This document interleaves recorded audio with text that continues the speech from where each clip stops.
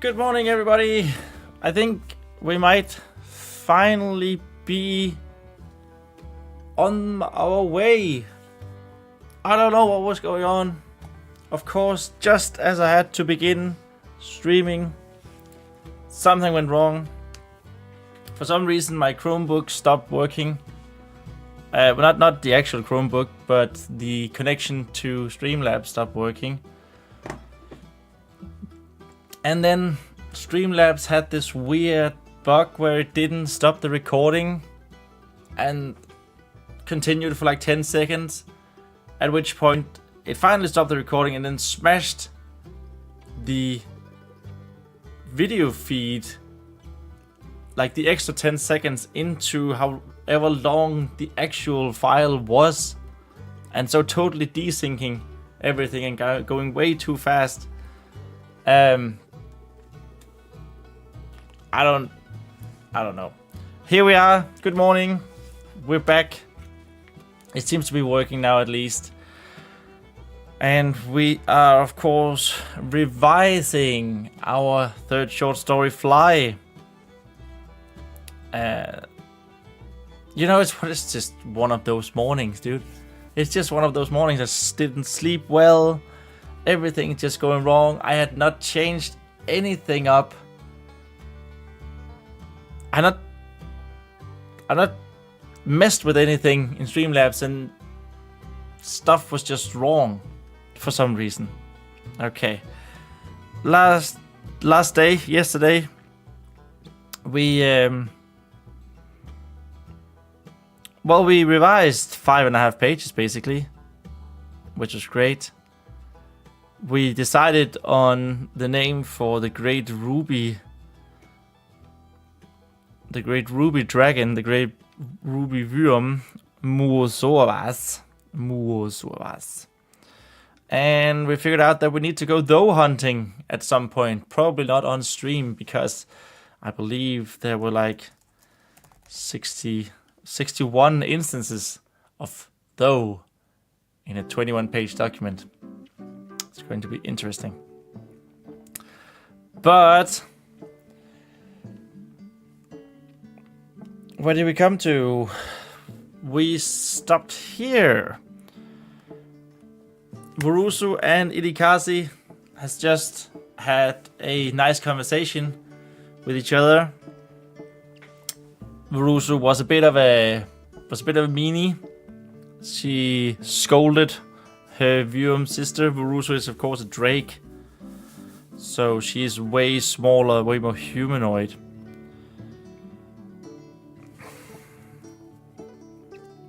Which I just realized I'm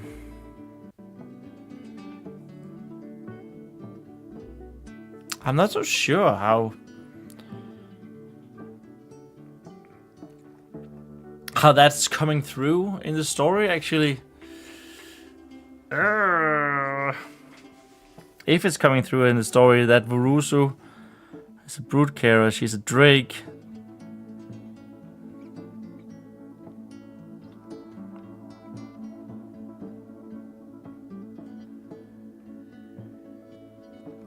We establish here that she's a dragon, but we establish here that she's a drake. But what is a drake? Well, I was established all the way up here that drakes could only actually glide.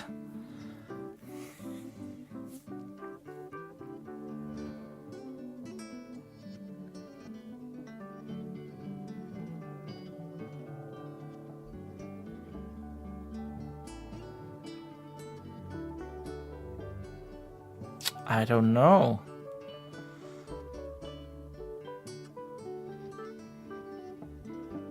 I really don't know if... So for someone who has not read it, someone who is not inside my mind, do they know what a drake is? I think that's actually a fairly good question. Sorry. There's gonna be a lot of me yawning today. I can feel it. It's just one of those days.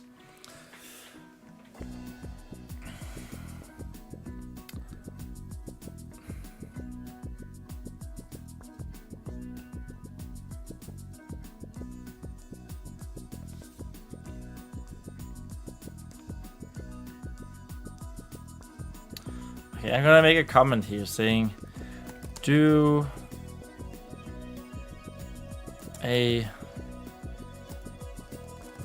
will a first-time reader know what a drake is? Humanoid dragon.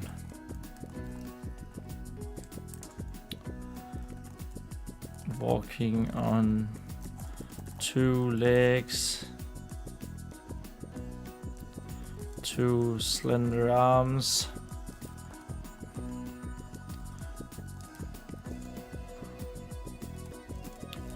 Slender arms.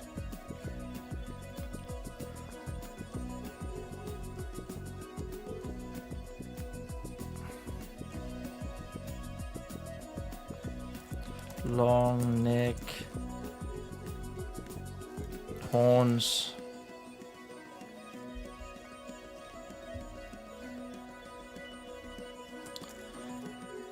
Webbed wings from wrist to ankles.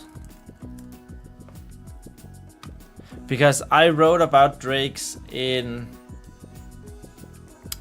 oh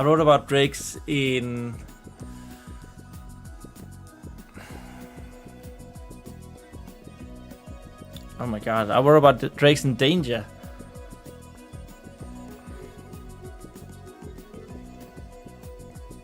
So I kind of just,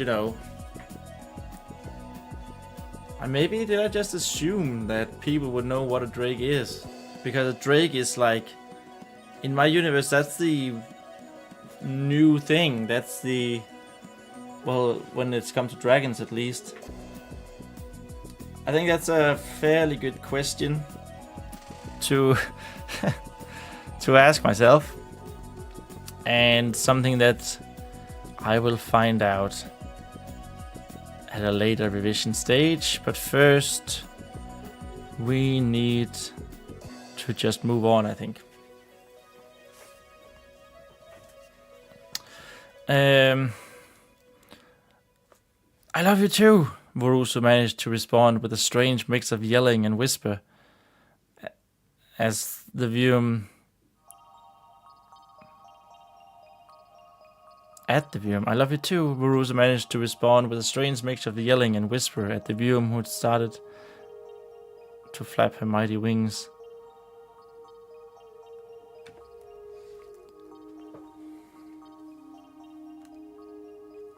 I think I want to say as the Vium started to flap her mighty wings.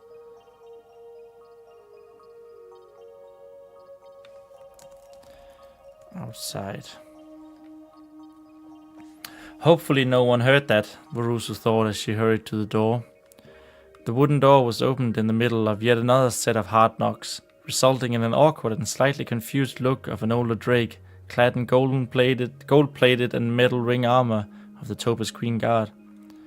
Clad in the gold-plated and metal ring armor of the Topaz Queen's Guard.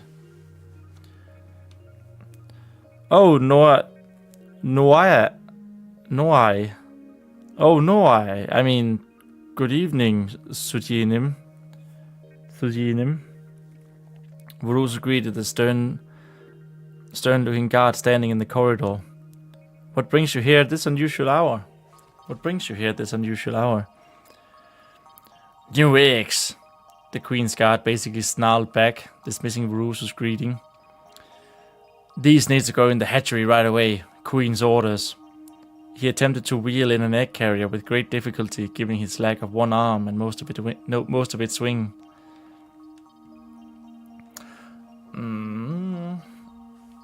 Lack of one arm and most of its swing.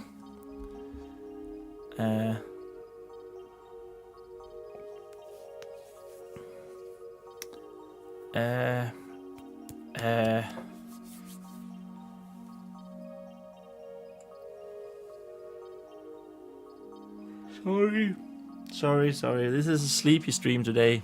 It looks like a very, very sleepy stream.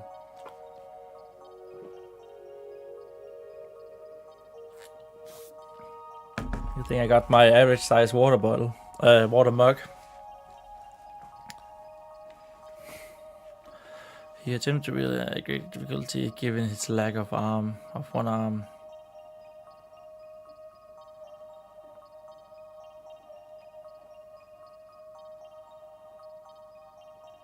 And most of its corresponding wing. I like the word corresponding, but I'm not quite sure I'm using it right. Corresponding. Tilsvarende. Yeah, I think it's alright. But I already used it. Corresponding. Using his corresponding one front foot. And then all the way down here. It's fine. The bewildered brute carrier shook her head slightly as she tried to make sense of this unprecedented request, firmly stopping the queen's guard in the doorway. There was a loud discontent as Sujianim took a step back for balance, scraping the door with his black horns as he almost toppled the egg carrier. He managed to save it at the very last moment, though. Ooh, there's a though. He managed to save it at the very last moment, though. That is highly unusual. Much more than you knocking on my door so late, Sujianim. I have never heard of us placing new eggs in the hatchery already in the process of incubation. In fact, I do not think that I have the room for more. You will need to wait until the next clutch begins. The process with the new brood carrier.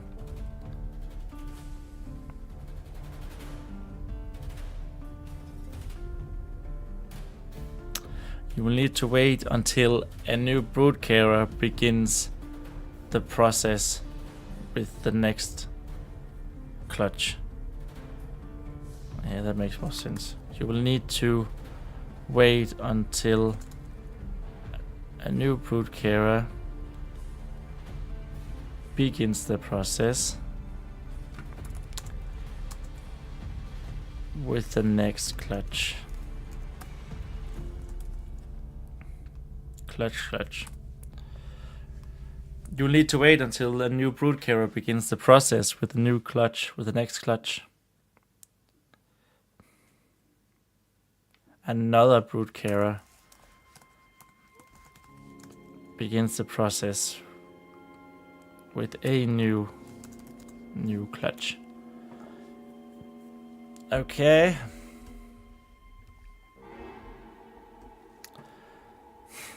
Her queen's consort, the highly esteemed Famroy, has specifically made this request, and I know who Famroy is. The brood carrier sneered back, returning the tone of the aggravating guard in her doorway, as if she would forget the name of one of her queen's consort, and the only onyx one still living in Ringrest, and maybe even one of the last remaining. One of the last few remaining.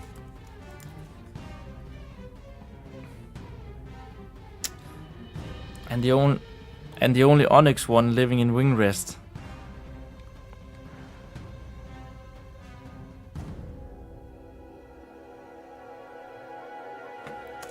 At that, maybe even one of the last few remaining. As if she would forget the name of one of her queen's consorts, and the only onyx one still living at Wingrest at that. Maybe even one of the last few remaining.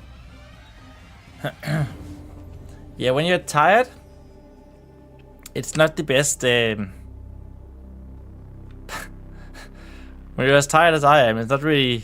Doesn't feel like the best idea to need to read stuff out loud. But we're doing it.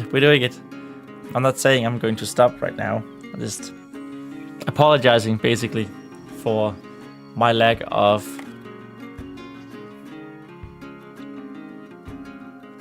a lack of ability to read right now. I'm not happy with it. Especially not when I need to revise it. Read out loud to see if it makes sense. And as I was saying, Sudinem continued, baring his teeth. Baring. Yeah. Just need to be sure that it was with one R. Baring his teeth to show his displeasement. Consort Famray requests that these eggs take priority over any currently in incubation. Did he request a new brood carrier to relieve me then, when those of my current clutch destined for life starts to hatch? What do I say here? All eggs hatch, but it's far from everyone that bears life. In case I need to make this clear somehow and where. Right. That comment.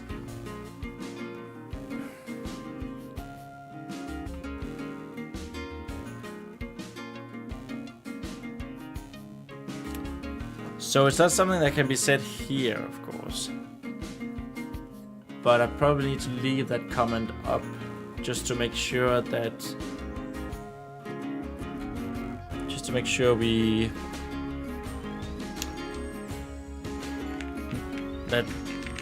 That we check up on it later. That's what I try to say. Did he request a new brood carrier to relieve me then, when those of my current clutch destined for life starts to hatch? I think this needs to be an interposed sentence. Destined for life. Start to hatch. Or does our queen's consort expect me to sit in this room for another 90 suns downs? This is such a weird phrase. Sundown. That makes sense, but in my world we have 2 suns, so suns downs. It's basically, yeah, it's strange. I don't know. It feels strange to write and read. What do I care? The older Queen's Guard snapped, clearly unhappy with all the questions posed. Take these eggs and start the process, or. But Vurusu wasn't done, not by a long shot, not when she was a brood carrier in her own hatchery. And why is a queen's consort making decisions about her eggs? That usually befalls to our life-giving queen herself, in correspondence with the council, of when and what to hatch, not some glorified lover. Mind your tongue, brood carrier. I think this needs to be a exclamation mark. Mind your tongue, brood carrier. The Queen's Guard was right. Speaking ill of the consorts could have some serious repercussions, so Vurusu had to calm herself down. She thought of her fragile sister and took a deep breath. A hushed sound from the windows distracted the brood carrier for a moment.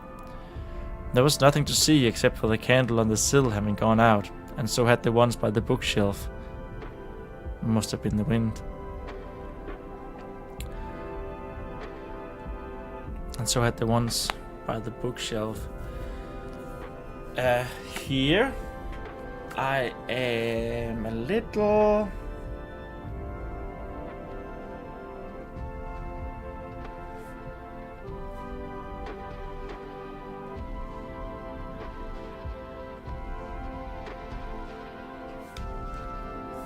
there needs to be something here, because in case you didn't know or just recently joined, what's happening here is that Sunearden, an assassin, is entering. This is the time where Sunearden, the Onyx assassin, is entering the hatchery. The hushed sound is him moving very fast.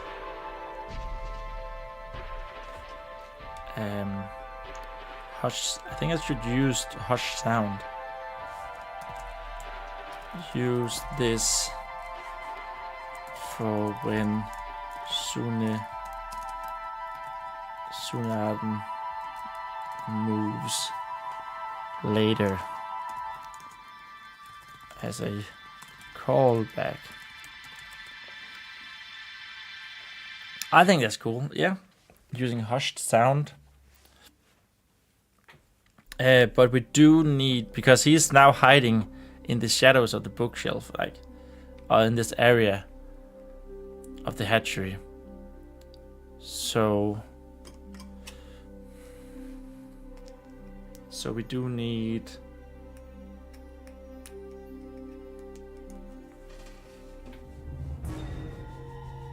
it must have been the wind.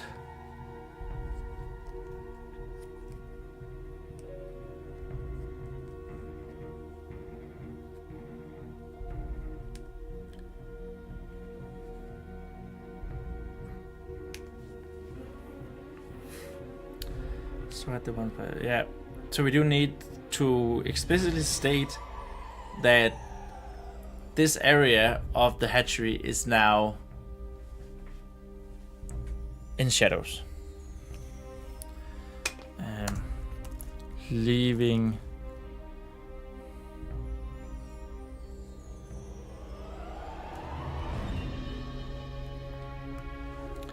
table and bookshelves, leaving the area in shadow, covered in shadow. Oh, that sounds good. Covered in shadow. Must have been the wind. My apologies, she said, and turned back to the problem before her. Consort Famroy's orders are not to be negotiated, not even by a brood carer such as yourself. Sudinem. That looks wrong.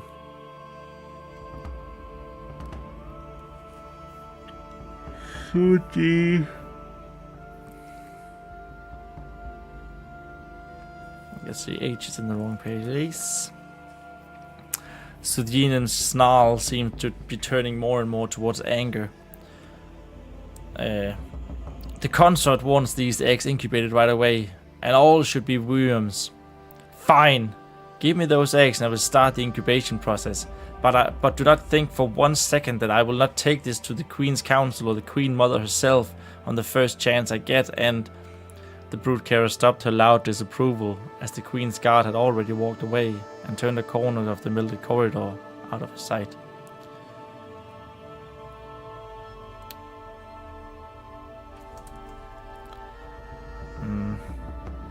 Walked away, turning. Yeah, the brood carer stopped her loud disapproval as the Queen's guard had already walked away, turning a corner of the mildred corridor and out of her sight. Ending her tirade.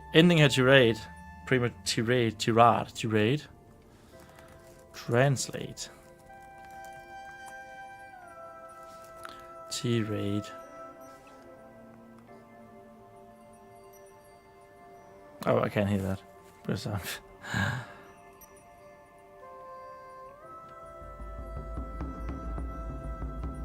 Okay, right. That didn't work because it is connecting through my other PC through my Elgato game capture, and I think I have muted that. Anyway, ending her tirade prematurely. I think it's tirade. Prematurely with a heavy groan. Ending her tirade prematurely with a heavy groan. Ugh. Boruso grabbed the egg carrier and wheeled it into her hatchery.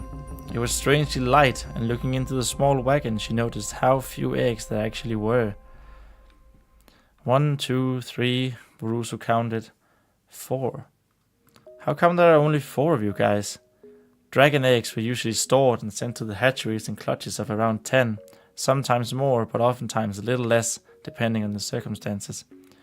4 eggs were an exceedingly low number, and the odd timing meant that Boruso had to keep 2 separate timetables of 2 different hatching stages. And the odd timing of the new arrivals.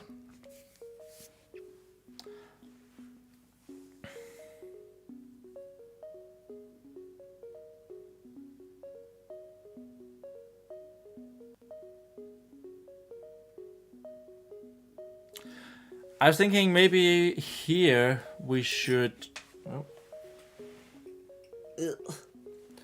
Maybe here we should add the... so they are kept in clutches around 10, maybe a little less. Varusu's current clutch is 7, I believe. Yeah, it is. Oh, sorry. Oh. It's 10. Wow. Oh my god, things are going wonderfully today. I can feel it.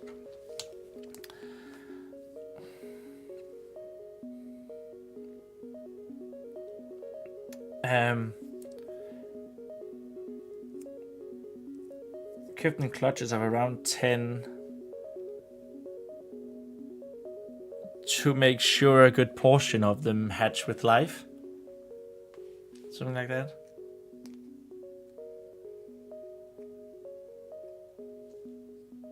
Or maybe it should just be left uncertain.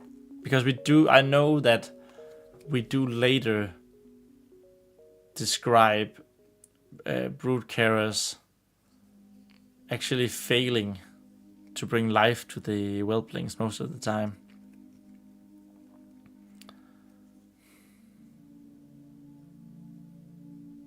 So maybe it's fine to just leave it to interpretation why they're kept in their clutches around 10. But of course, it's also because there are 10 incubation kilns per hatchery. At least at Wormrest. Yeah. And the odd timing of the new arrivals meant that Varusu had to keep 2 separate timetables of 2 different hatching stages. As if already having a surplus of worm eggs to hatch isn't difficult enough, the brood carrier thought, and let out another heavy groan. There wasn't really much to do about it until morning, though. As if having a surplus of worm eggs to hatch isn't difficult enough, the brood carrier thought, and let out another heavy groan. There wasn't really much to do about it until morning, though. It's one of the does. Varusu sat the egg carrier down and looked at her kilns, only to see what she already knew. There were 10 incubation kilns in the hatchery, and even though the current clutch was a smaller one of 7, the eggs were all fairly...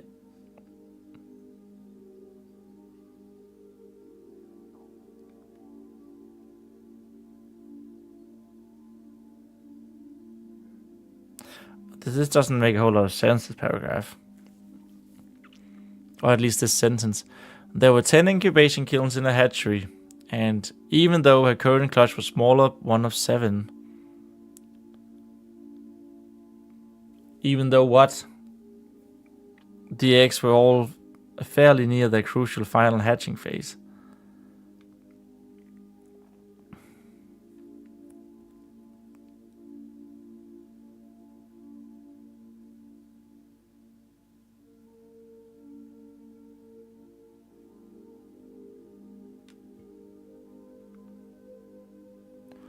I think if we change this, there were 10 incubation kilns in the hatchery, and the eggs,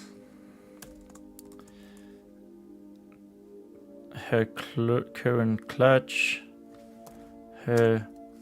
current clutch was a smaller one of 7, were fairly near the crucial final hatching phase. I think that makes more sense, doesn't it?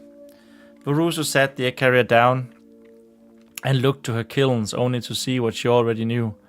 There were 10 incubation kilns in her hatchery, and the eggs, her current clutch was a smaller one of 7, were all fairly near their crucial final hatching phase. But with 4 new ones arriving, simple math was working against her. Yeah, I like that. I think that's good. Everyone knew that hatching dragon eggs was a long and arduous process, but only the brood carriers knew the detail details and difficulty of the constant care for three full moons. If anything went wrong during any of the phases, especially for the delicate hatching of worm eggs, the whelplings inside simply never received the flame of life. And even with the care of the most expert brood carers, that was sadly the reality far too often. But Wurusu had a good feeling with this clutch. So how could they force her to decide which life to essentially end before it was so close to starting? So there was one sentence here that was a bit weird. The whelplings inside simply never received the flame of life. And even with the care of the most expert brood carers, that was sadly the reality far too often. I don't know. There's something about that sentence that feels off. It feels difficult to read. Or maybe it's just my tired mind.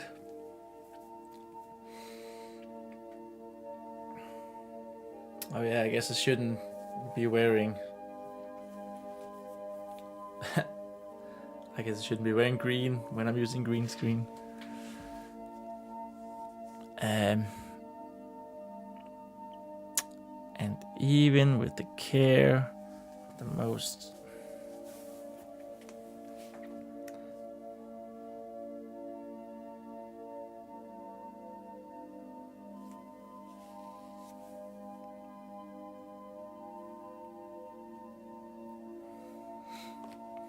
Even with the care of the most expert brood carers. Well, care and brood carer, that's annoying in the same sentence, but I don't think care, I don't think we can change that too much, can we? Even with the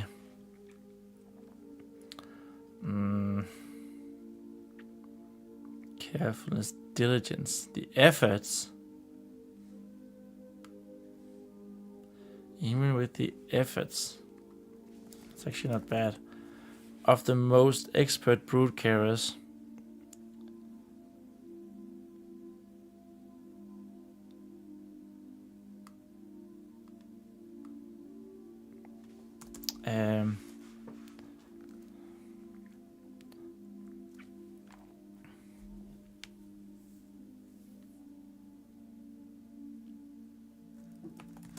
The hatching of dead whelplings.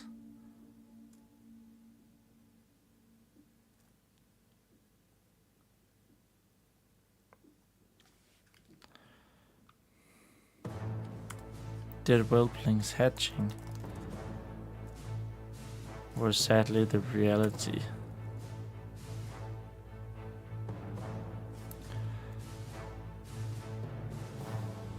Never living hatching. Never living.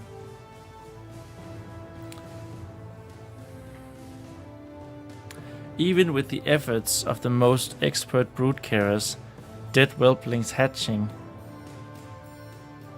was sadly the reality far too often. Even with the efforts of the most expert brood carers.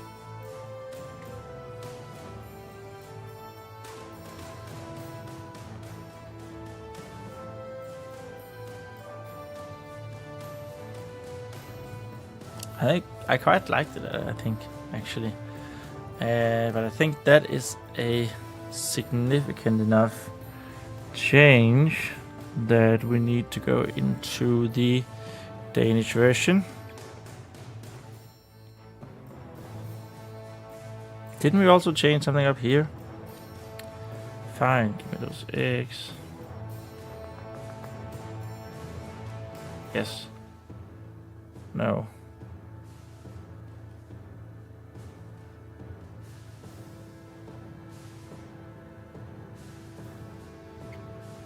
Simple math will work against it out.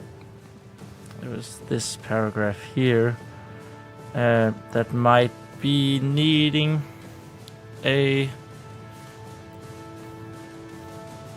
a look at in the Danish version. So this is too far. Flere firmer. Okay, here we are. Så jeg ikke vågnet ned for at se til sine. Her blev hun mødt et syn, man havde vidste. Der var 10 ru oven i hendes rueri, og æggene.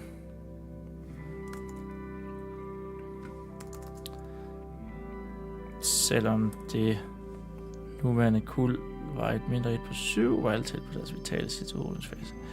Ja. Okay. And then we had this one, and even with the efforts,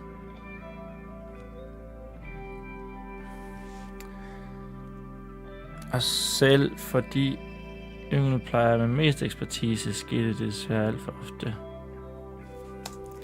at dragevalpe, at æggene udklækkede. So what I'm writing here is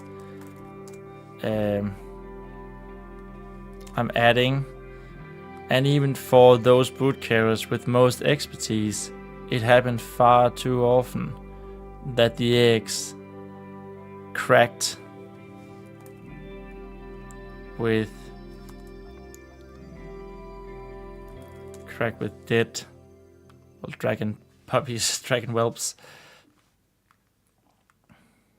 Æggene udklædte døde dragevalpe.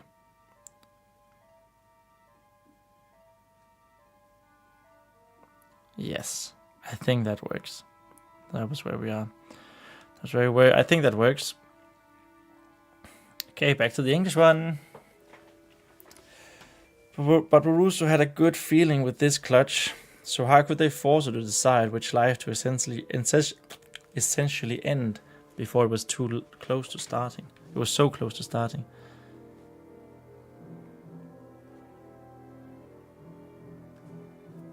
So close to beginning. It's better. It's a better word. Before.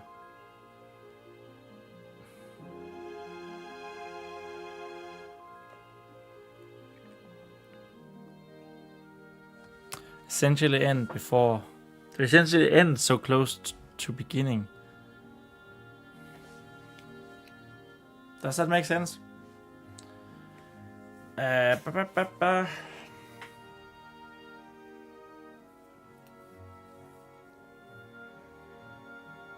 Just doing a little gold digging in my nose, apparently on live stream. Let's go.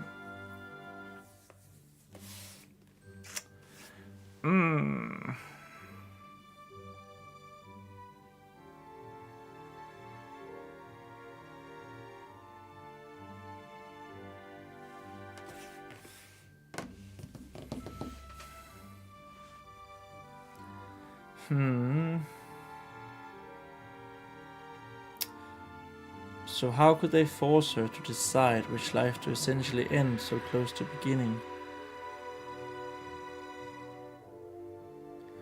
Essentially end so close to its beginning. There we go.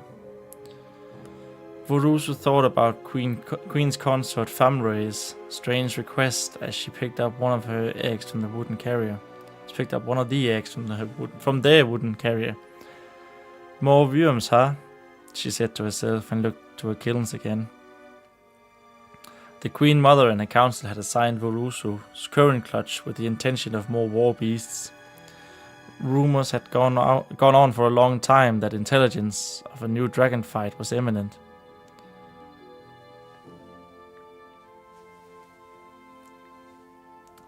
Rumors had gone on for a long time that intelligence of a new dragon flight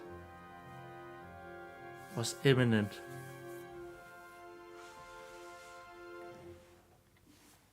That sentence is weird and strange and not sensing makings. Yes, I have a way with words. Thank you so much for asking. Or saying that. Rumor had gone on for a long time about intelligence. That a new dragon flight was imminent, right? For a long time about intelligence. Stating rumors had gone on for a long time about intelligence stating a new dragon fight was imminent. I think that makes sense.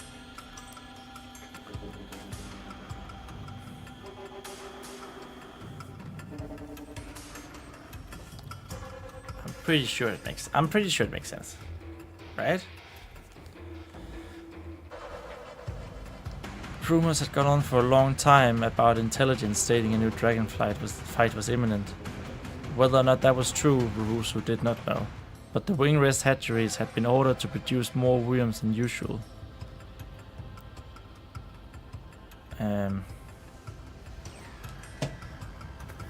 It should probably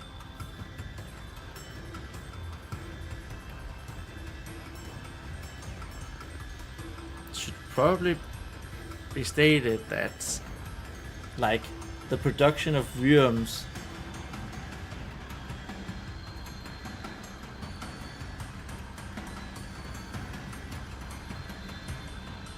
I'm so sorry, terribly sorry. Should probably state that the production of worms had gone on for a while, just like the rumor of a new imminent dragon fight. God damn it! Ugh. Dragon fight.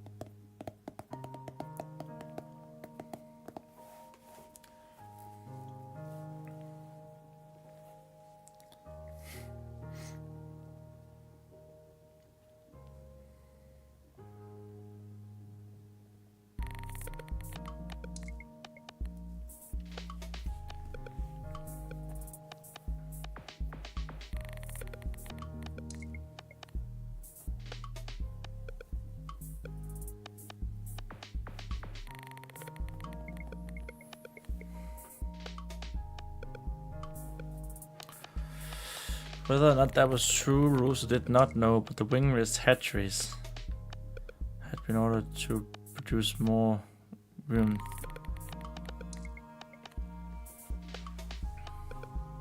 But for a while now, the wing-rest, the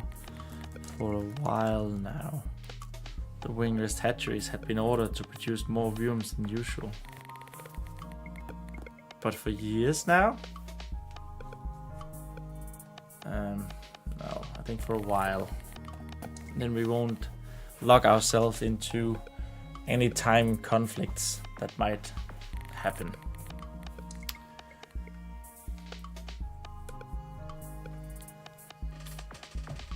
I think I need to edit my title to Sleepily continuing revision of my,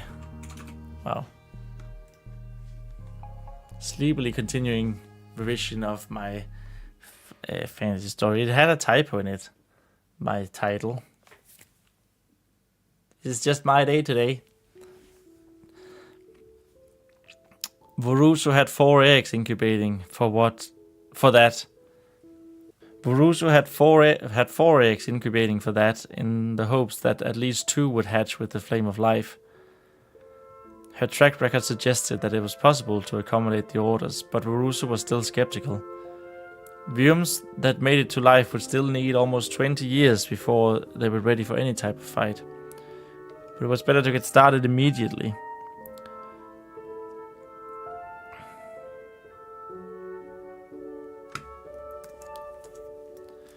I want to state here 20 years of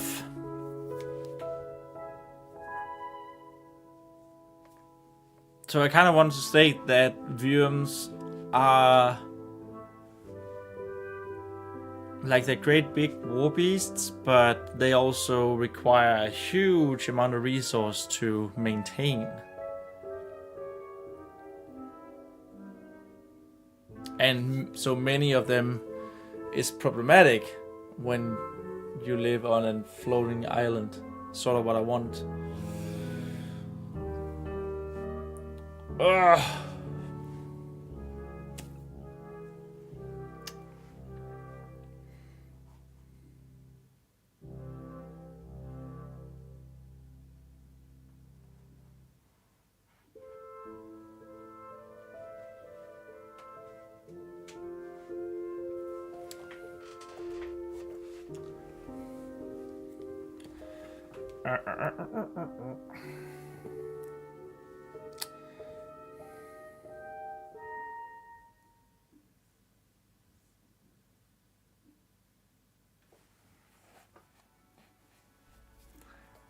It doesn't make a whole lot of sense to have here. So they need 20 years before they're ready for any type of fight. That makes sense. Like, they need to grow up.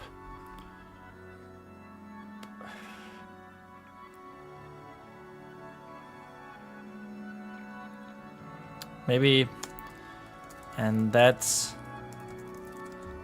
not even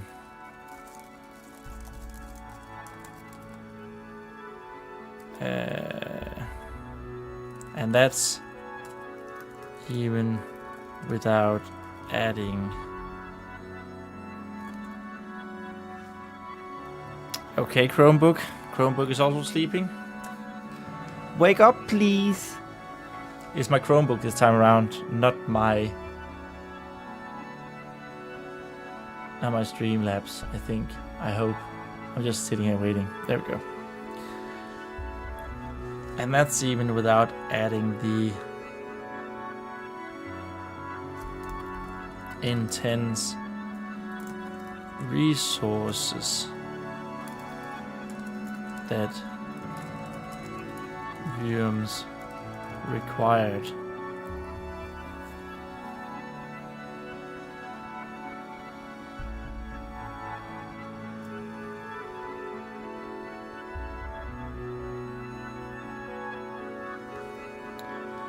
Intense resources required to sustain the worms.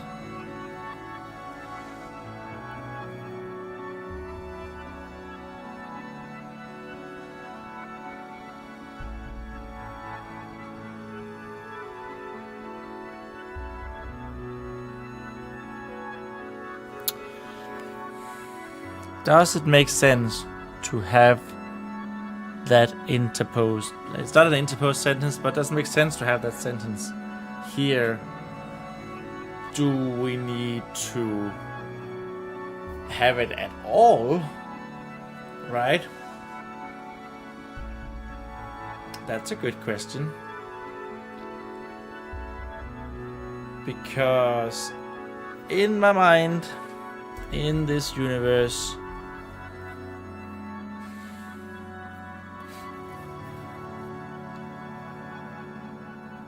one of the reasons why they don't just hatch worms all the time is the intense resources it requires to have worms going around. But they need to have worms in order for protection.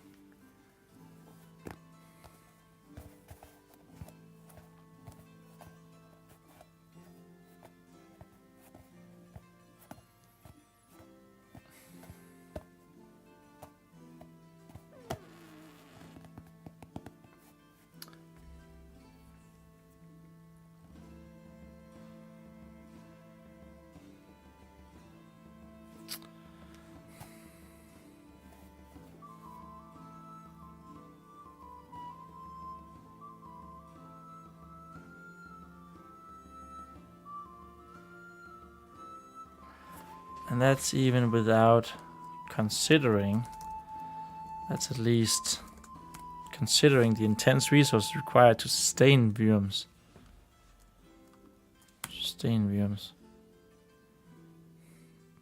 But in time of need, it was better to get started immediately.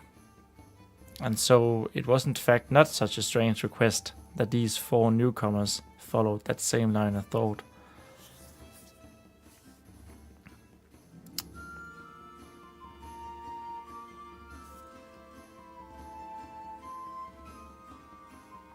Boruso had 4 eggs incubating for that,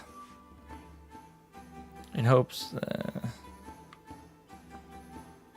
that at least 2 would hatch with the flame of life. Her track record suggested that it was possible to accommodate the orders, but Boruso was still skeptical. Worms that made it to life would still need almost 20 years before they were ready for any type of fight.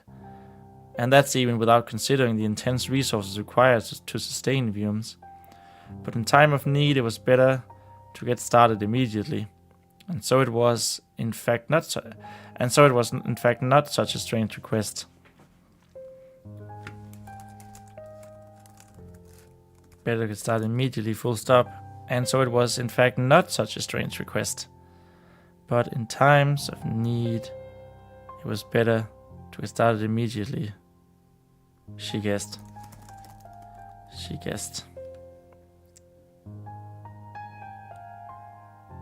And so it was in fact not such a strange request that these 4 newcomers followed that same line of thought.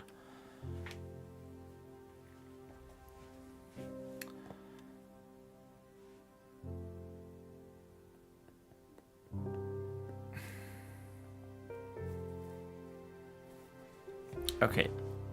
You know, we're going to leave this in a comment saying reconsider if this needs to be present in the story. And also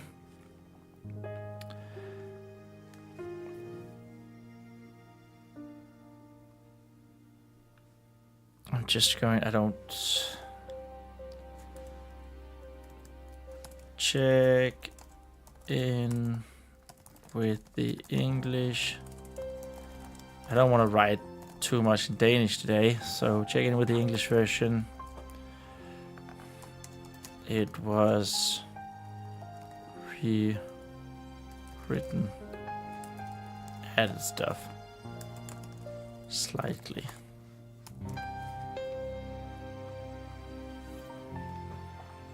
All right. Boruso looked at the egg in her.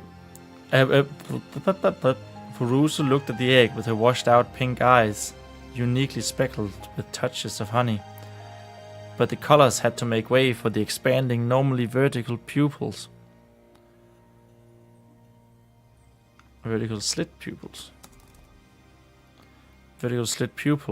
As a sudden realization dawned upon the dragon. The egg she was holding wasn't swathed. Swathed?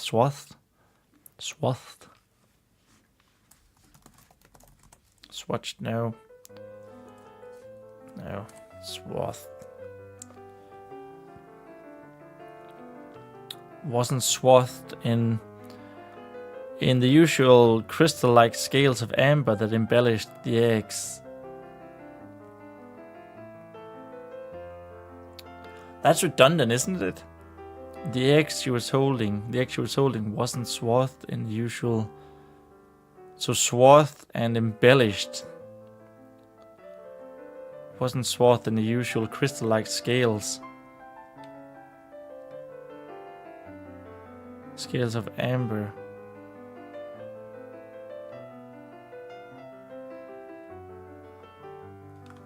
Embellish. I like how I use the word and I'm not entirely sure. Okay, it means decorated. What means? I'm sure I'm sure that I used it correctly in the first place, but I just needed to make sure.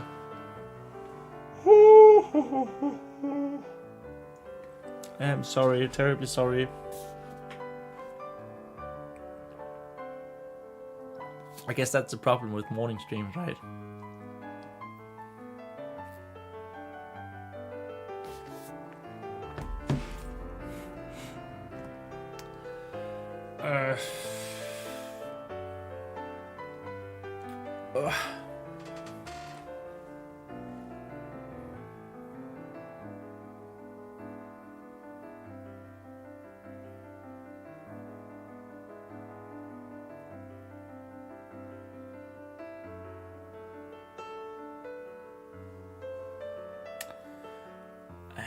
Sorry, my brain just stopped working for a second there.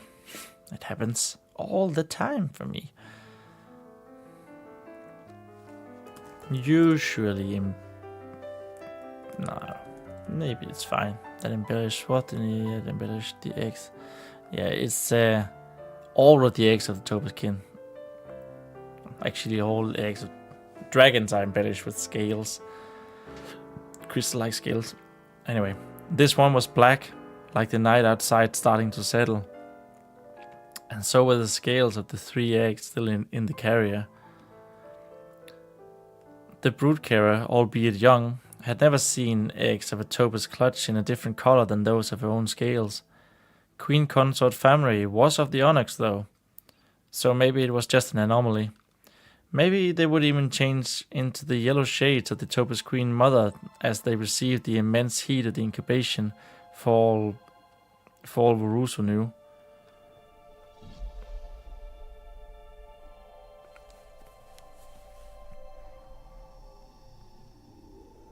I think this needs to be an interposed sentence. So maybe they would, for all Varuso knew, even change into the yellow shades of the Topaz Queen Mother as they received the immense heat of the incubation. So, without thinking much of it, she went to work putting the new arrivals into their respective kilns. Just like the final phase of incubation, the beginning required patience and an elegant touch. The kilns looked simple enough from the outside, but working them efficiently and precisely required intense training and intricate vent knowledge of the hot furnaces. Ventilation knowledge, I think we want to say here, not just vent. Ventilation knowledge of the hot furnaces, especially for worms. If the heat was too high or the egg was in a slightly wrong position, when the brood carriers worked the winds to feed the flames, the eggs could shatter. And if the heat wasn't high enough, the whelpling could end up a drake. That is, if the eggs flamed with life at all. The chances of the latter happening was always far too great. Now, am I driving this point home too much? I don't know.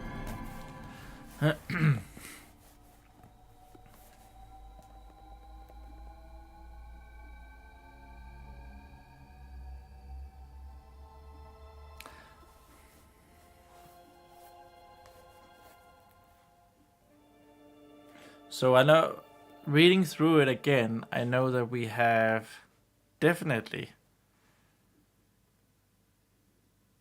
mentioned it a couple of times.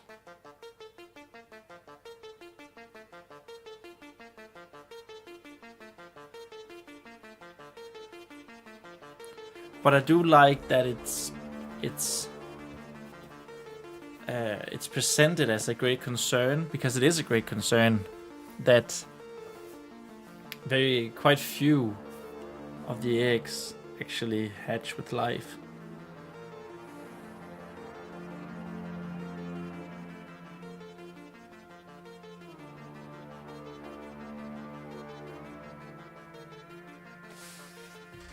I think it works. I think it's alright.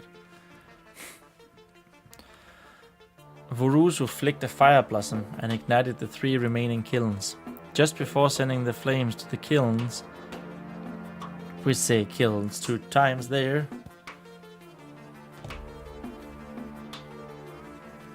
It does sound weird, doesn't it?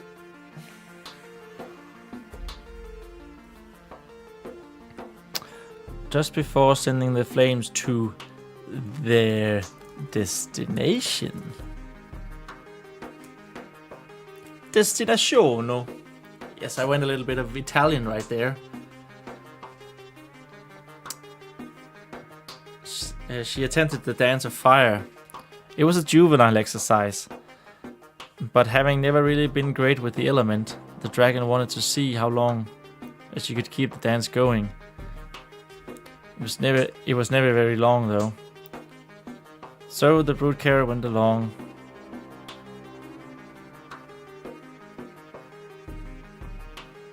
And sent the fires to their destination. Oh no! Send the fires to the kilns.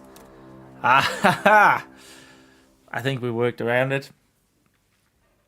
I walked around to work the winds.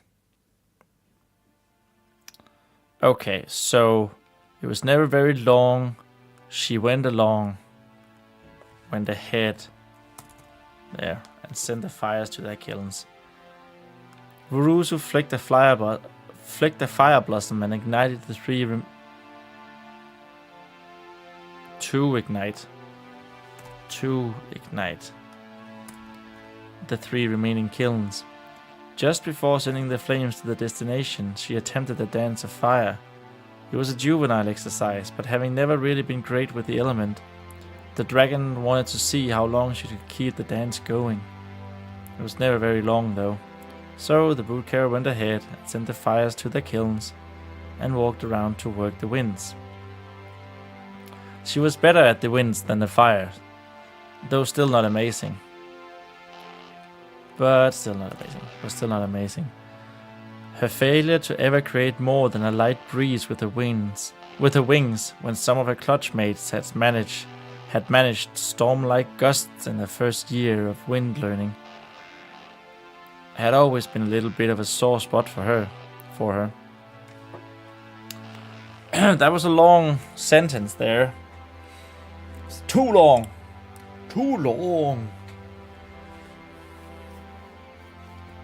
Her failure to ever create more than a light breeze with her wings. This one definitely needs to be an interpost one. When some of her clutch mates had managed storm-like gusts in the first year of wind learning, had always been a little bit of a sore spot for her. I mean, it's still a very long sentence, but making that part of it the interpost sentence, I think that helps, right? Her failure to ever create more than a light breeze with her wings when some of her clutch mates had managed storm-like gusts in the first year of wind learning had always been a little bit of a sore spot for her. Yeah. And while it may take Vuruzu a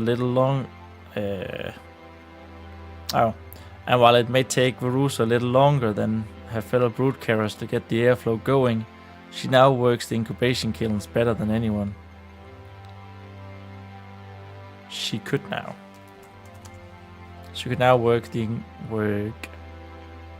incubation kilns better than anyone. Did we add anything?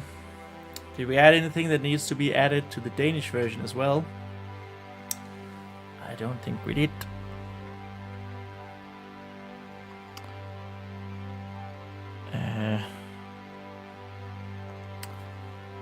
I don't think so. After successfully starting the 3 remaining kilns of her hatchery,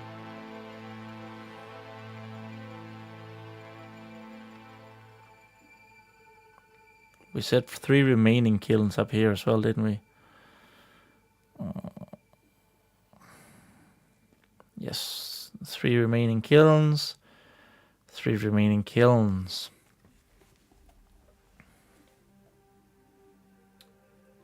Now, of course, it's not incorrect to say that, but it just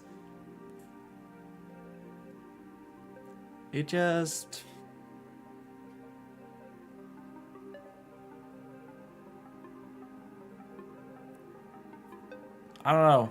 It just sounds weird. It sounds clunky.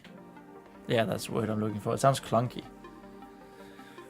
So what can we say? After successfully starting the last 3 kilns of a hatchery,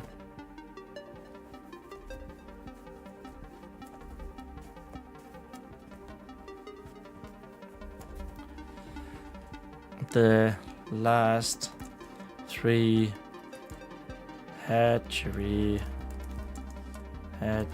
kilns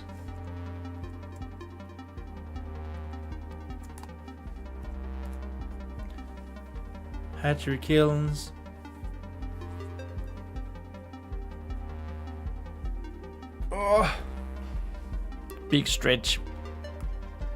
After successfully starting the last 3 hatchery kilns, she took a tour of the rest to check and adjust them, either the heat or egg positions as she found was needed, and as the concentrated dry smell of burning new walnut logs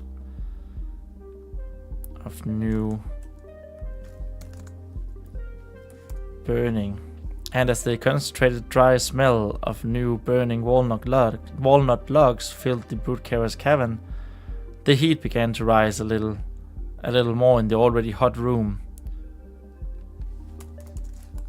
Full stop. But Boruso didn't mind. She was a dragon after all. And as the concentrated dry smell of new burning walnut logs filled the broodcarrier's cavern, the heat began to rise a little more in the already hot room. But Boruso didn't mind. She was a dragon after all. We have a comment here. Check for repeat words. I feel like special and especially has been used a lot. I don't actually think we've used special or especially a whole bunch in the beginning. Have we up until this point? I think it's alright.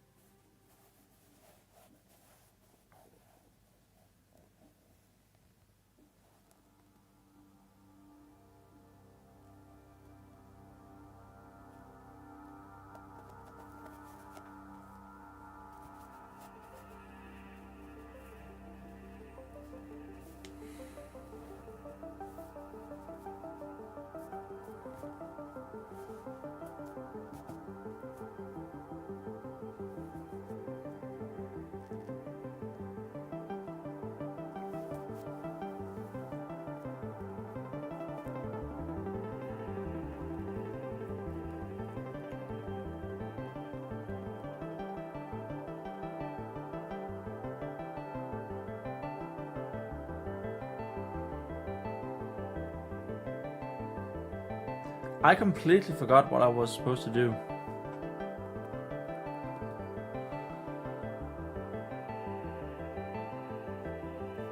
It's a good thing to do on a live stream, right? God damn it.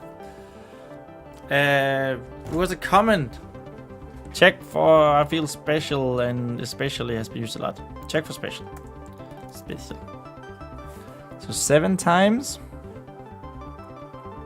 is special used, and special is part of especially. I mean,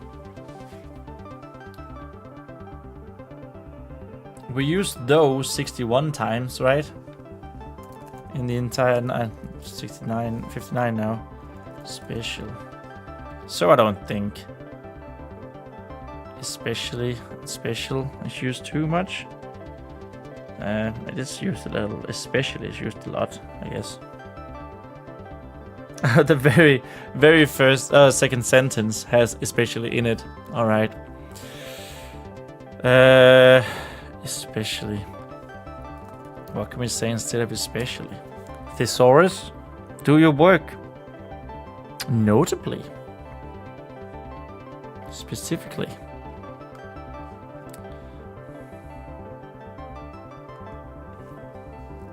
Specifically. Yeah. Okay. So first page.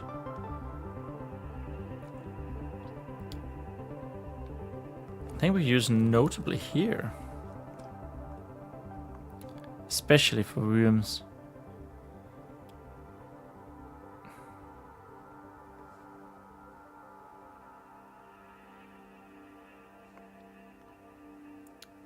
Special, but this is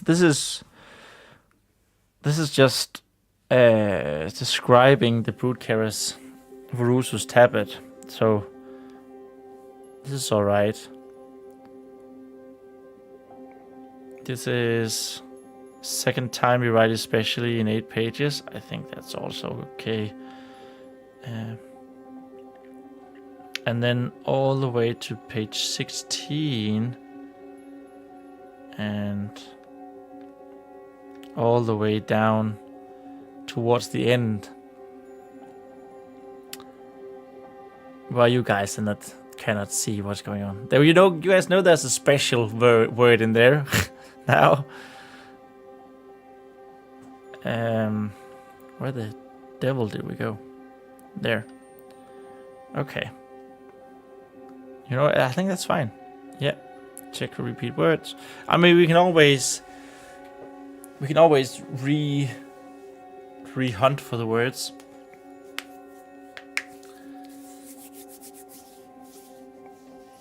Okay.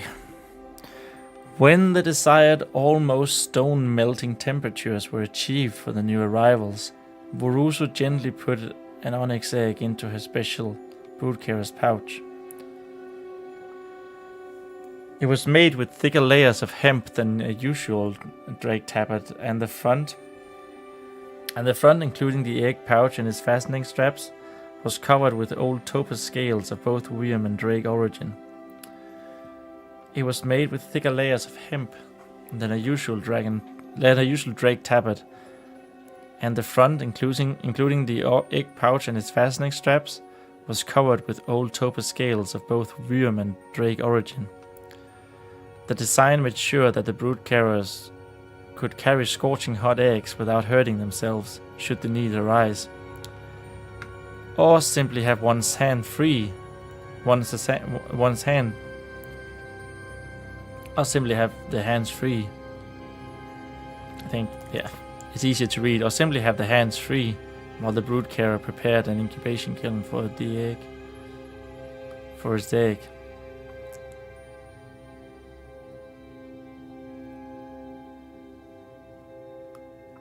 For the egg.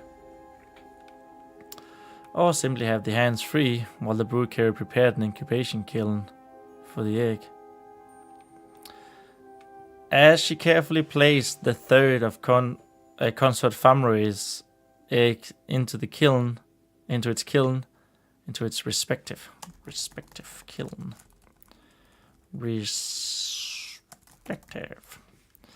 As she carefully placed the third of Consort Famroy's eggs into its respective kiln, Vorusu couldn't help but think how much different the world of dragon roosts would be if all Wyams were like her sister. Maybe all of the great beasts would have the intellect of drakes. But then again, if that happened, all Wyams would be like the queen mothers and the queen daughters. It was a bit of a preposterous thought, as if the only thing setting the life givers apart was their upbringing and training, besides the ability to produce eggs, of course. Still, Vorusu thought, it would be nice. Maybe the two of them could leave wing rest one day. She could ride Ilikazi's back like the Vyum riders did, and they could travel the world together. She could ride Ilikazi's back like the Vyum riders did, and they could travel the world together. Vorusu liked the thought of all the new animals and plants and whatnot that she could catalogue, and for Ili they could find a bunch of new and exciting books. Surely they could learn other languages if needed. Such silly thoughts. Such silly thoughts. Such silly.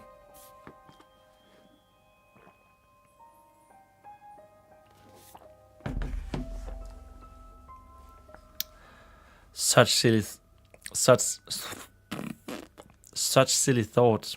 The brood carrier shook her head as she back to the egg carrier for the last onyx one.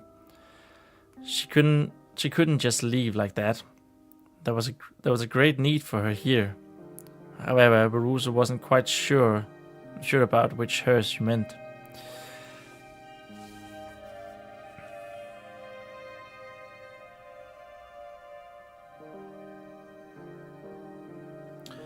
Okay, what I don't like here is that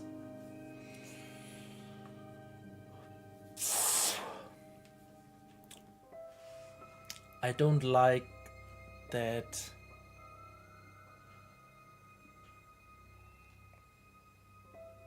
we have established that Veruso is actually quite important as a brood carer. And here she's basically saying that she's not important. I mean, what?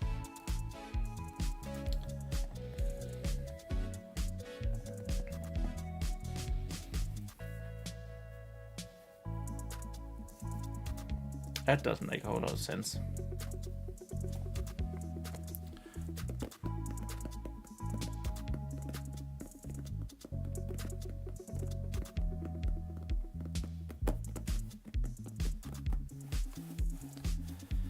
No, it does not. Odd.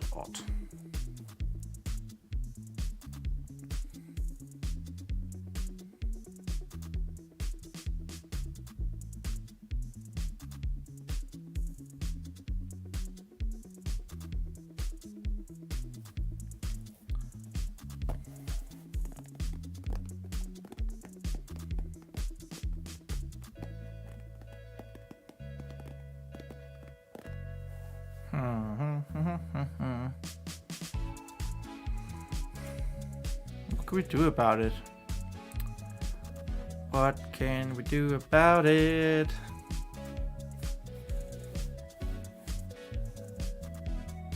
We could say if the rumors of a new dragon fight was imminent, Veruso wasn't quite sure about which her she meant. That could work. And then that would also reiterate the point of, the dragon fight coming, which is actually kind of important. If the rumors of an imminent dragon fight was true, very true,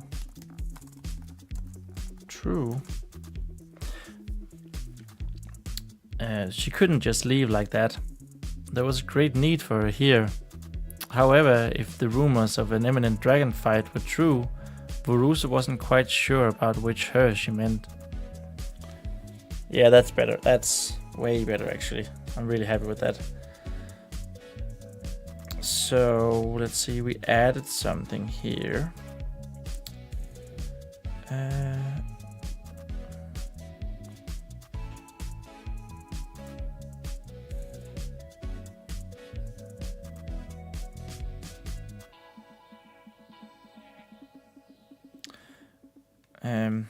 Ja, Veruso var godt nok ikke helt sikker på, hvilken hende hun selv mente.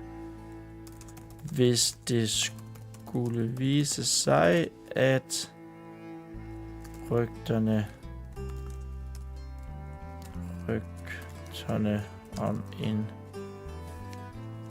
ny dragekrig skulle vise sig sande.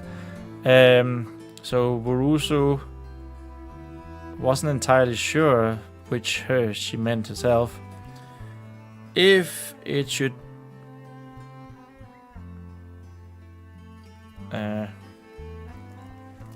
if it would turn out that the rumors of a new dragon war were true.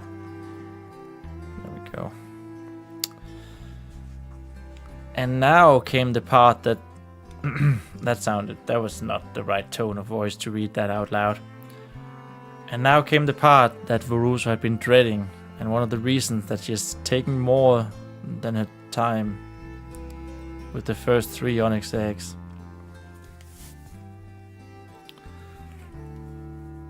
Well, something is very wrong in that sentence, because that was difficult to read. And now came the part that Veruso had been dreading.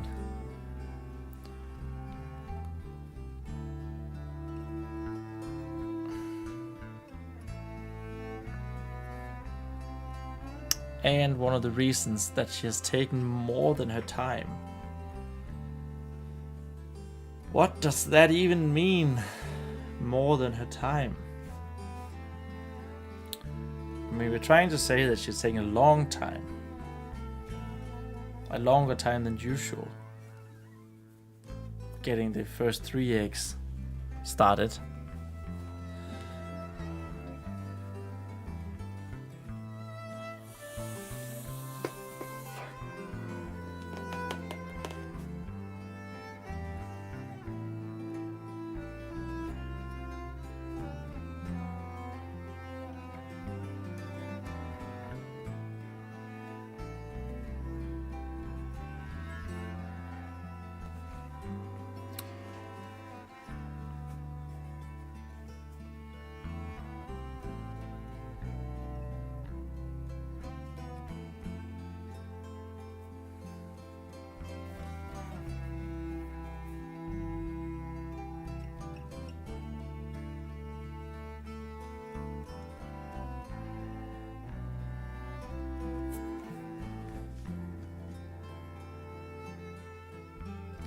Okay, so we can go full stop here. It was one of the reasons that she had taken... No, it was...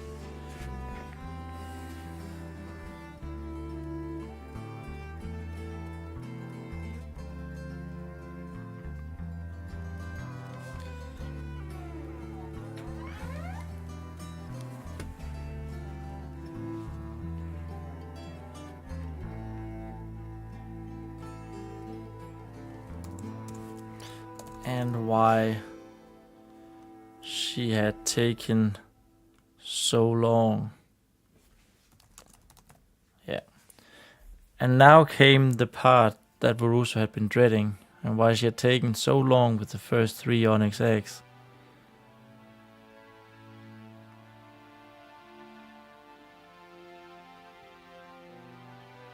How could she decide which egg to replace? The orders were more worms, so it had to be one of the 3 drakes incubating. But how could anyone expect her to make such a decision? Brood carriers were supposed to nurture the flame of life, not extinguish it. Veruso got a sudden feeling that she finally understood her sister much better.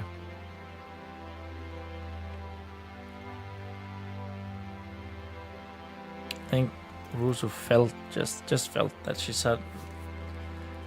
she finally understood her sister much better.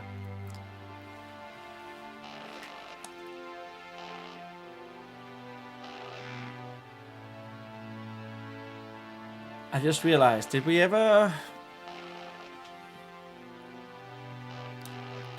say that... What's his name? Or her name? That 38th clue, or 38th theme, one of Veruso's eggs that she's already named, is a worm? Because she's supposed to be.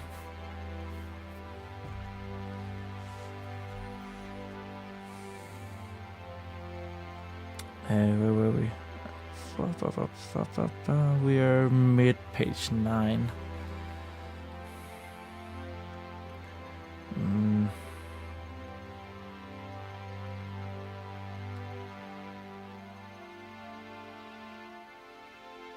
Screech.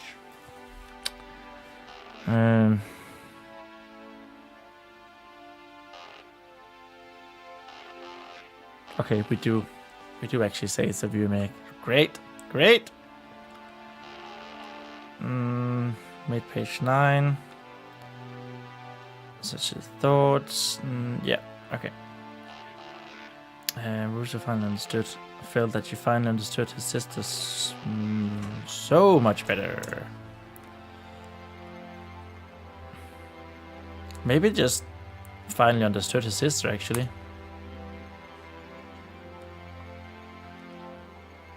Yeah.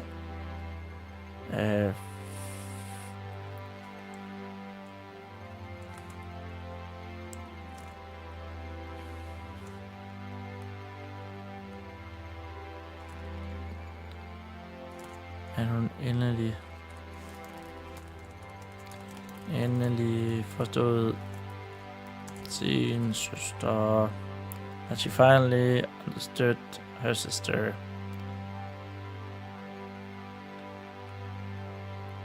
I do like the suddenly there, though.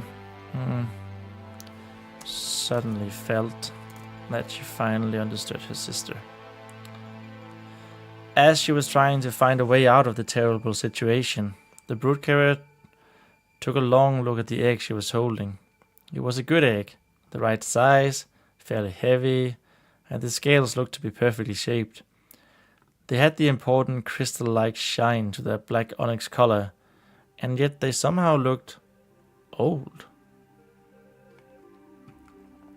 Another quick expansion turned the brood carrier's pupils into almost perfectly round spheres. Brood carrier's slit pupils. Another quick expansion turned the brood carrier's slit pupils into almost perfectly round spheres, once again suppressing the washed pink and honeyed specks. Pink color and honeyed specks. A sudden realization from her training had dawned on her. Dragon eggs always had the color of the queen mother's skin. A young Varusu had asked her beloved learner about the exceptions, to which she had confidently answered no. So where did these come from? Where did they go? Where did they come from? Good night.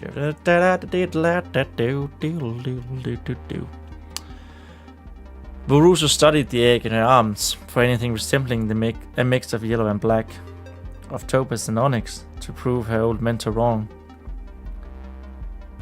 So where did these come from? Varusu studied the egg in her arms for anything resembling a mix of yellow and black, of topaz and onyx, to prove her old mentor wrong. But the drake couldn't find anything. The color was as black as the night hiding away the moon and stars.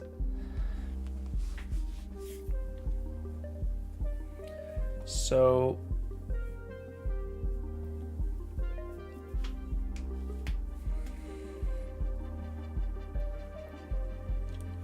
was as black as the night hiding away the moon and stars.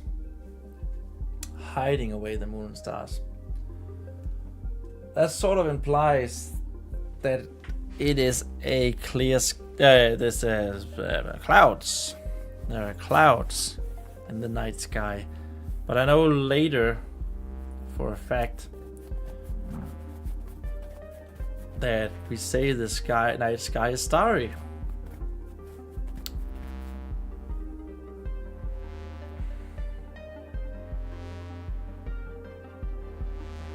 So what can we say instead of hiding away the moon and stars? So it's a clear night. It's dark, but it's clear.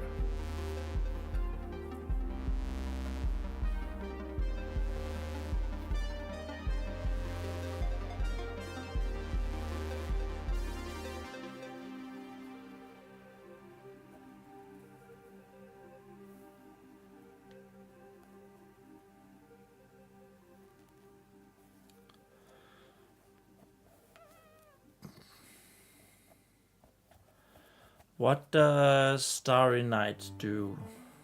They contain moon and stars. They hold them up.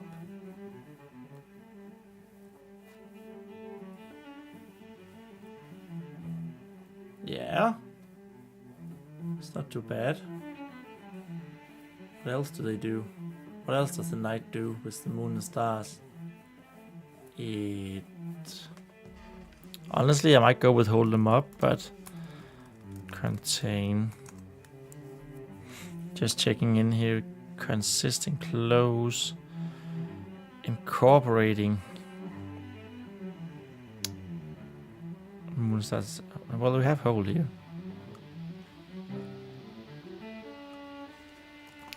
Holding up the moonstars.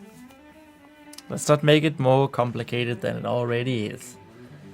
Keep it simple, stupid.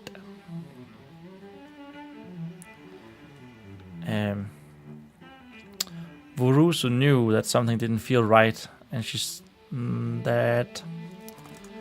that she should report it as soon as possible. But she could also feel the curiosity rise within her. Why did Famray, assuming he was the one behind this, have eggs from another queen mother here at Wingrest? Who brought them here, and how? The questions multiplied the more Vurusu thought about it.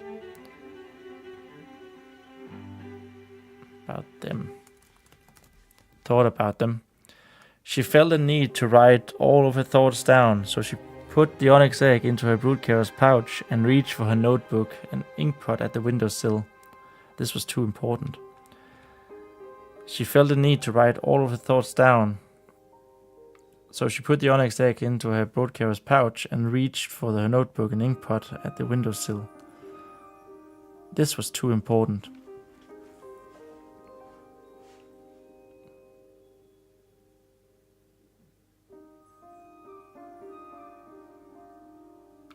She felt a need to write thoughts down, full stop.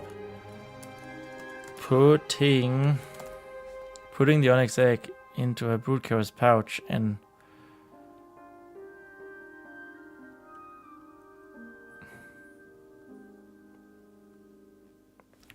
she reached for her notebook and inkpot at the windowsill. On the windowsill. This was too important.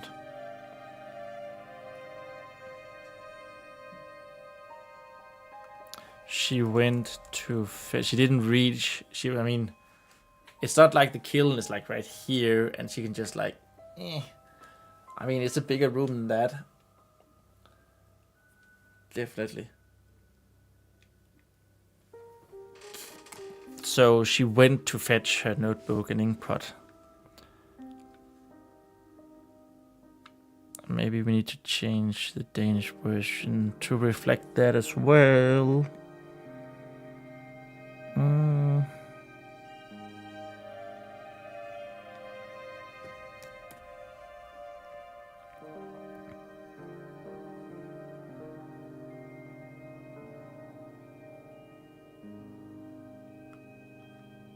Okay, I can see there's different things missing from this paragraph.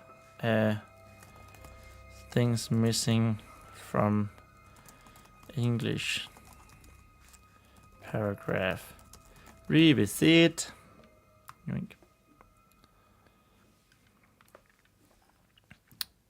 Right. To fetch her notebook. Would you kindly place the last egg in a kiln? Would you kindly place the last egg in a kiln? Even though the voice was calm, it still made Vurusu jump so high that the egg almost escaped the pouch. Who's there? Vurusu nervously asked and scoured her chambers, her cavern, her hatchery, where she, until just now, thought she had been completely alone. No one answered. Was it just her imagination? Then a dark figure quietly stepped out of the shadows by Vurusu's bookshelf and past her only table and chair. A dark figure. Then quietly stepped out of the shadows by Vurusu's bookshelf and past her only table and chair.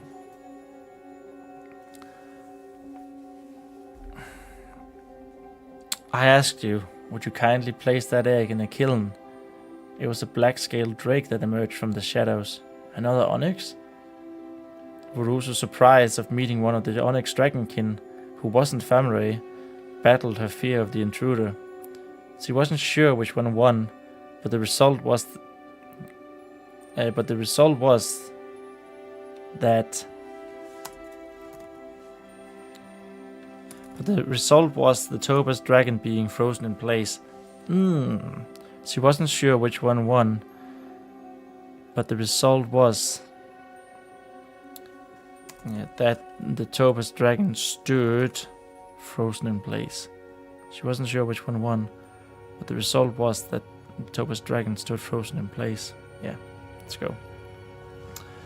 This one was male, but smaller than Borusu, clad in a simple and short leather tabard with black scales sewn in and around. This one was male, but smaller than Borusu, clad in a simple and short leather tabard with black scales sewn in and around the chest, sides, and shoulders. The scales also embedded a hood that gave him a strange head shape, almost as if the dragon walking towards her didn't have horns, which would make him the second dragon that Borusu knew to not have so, the first one being herself. So, yeah, come and decide whether or not Borusu have horns. I think I've decided that she does have horns, though they're not very grand. She just has small horns.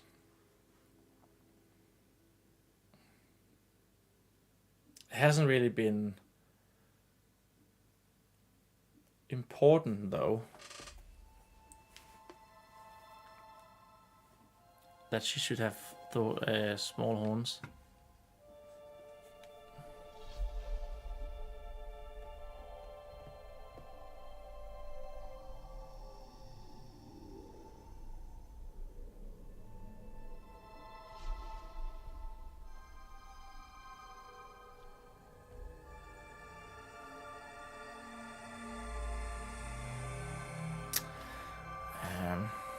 So she does have horns. But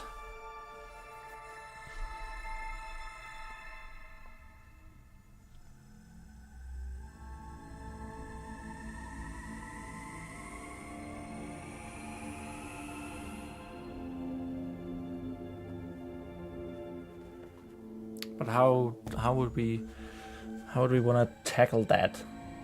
Do we need to write it down here? So, Parthisax in Danger had horns. They were big and difficult to get his hood over. Sujinem,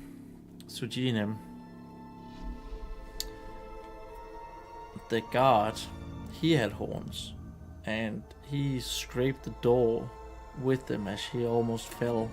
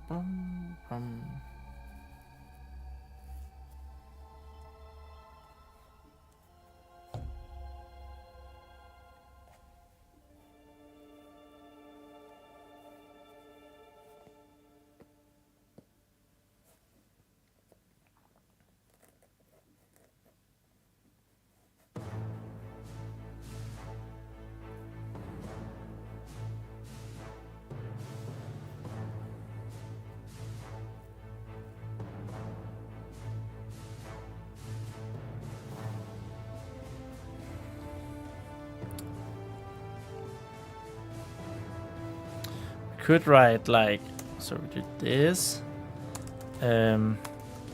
Borusu herself didn't sport anything grand.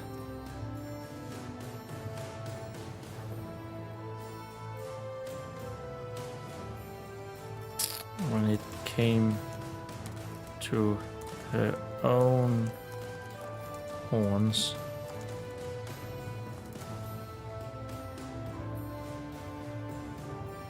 But having none looked eerie.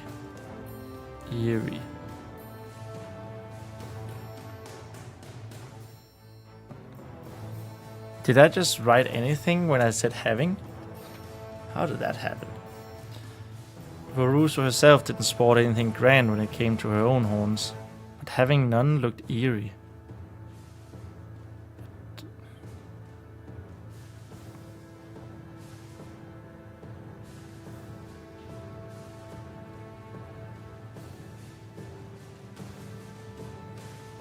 So we don't actually know at this point in the story that Sunearden, who it is, doesn't have horns. I mean, it comes like...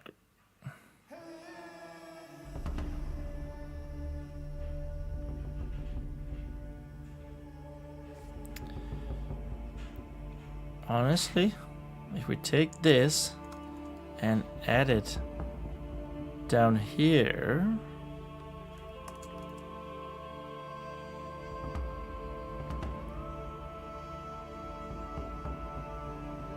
That can make sense. Yep.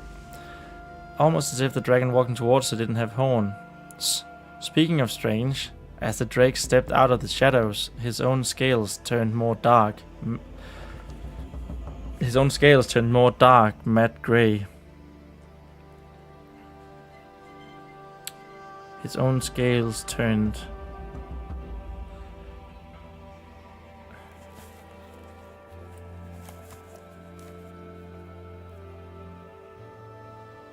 His own scales turned... There's missing something from this sentence, right? Shadows, his own scales turned more dark, matte grey.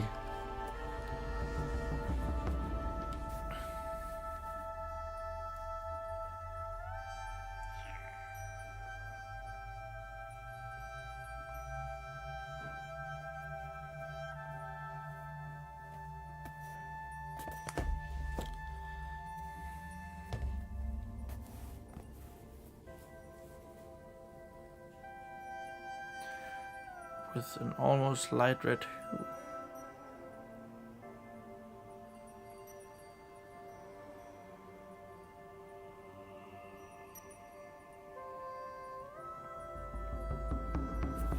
Turn to a more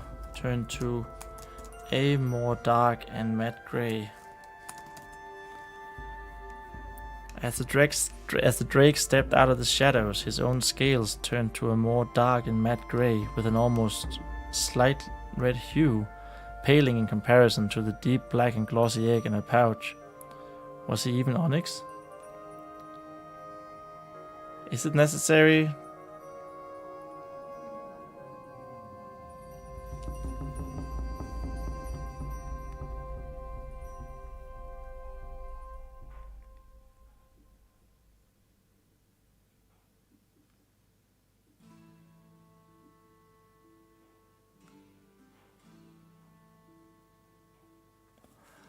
Yes, it's necessary, but I don't think...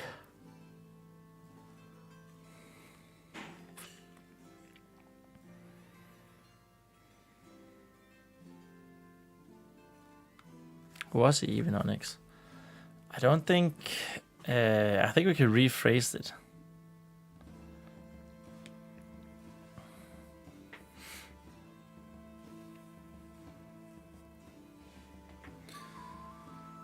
I think we can rephrase it. What can we rephrase it to? Let's say, oh, we are... Nee.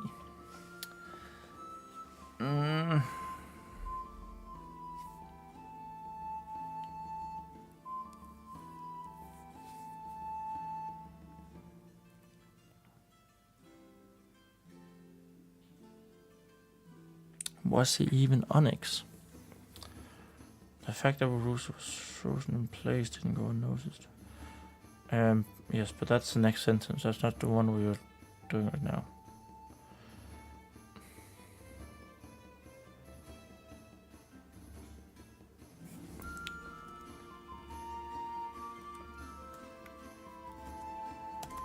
His color made Furusu question whether he even was onyx or not.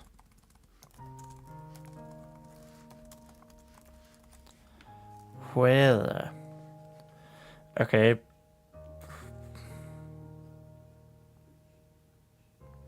Okay, I think that's better.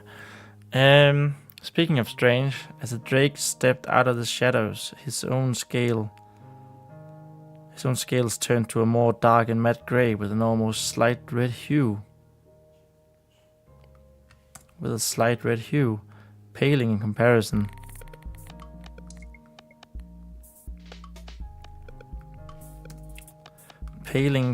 To the deep black and glossy egg in a pouch.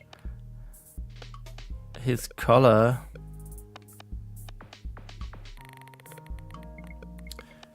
His scale color made Vorusen question whether he was even onyx or not.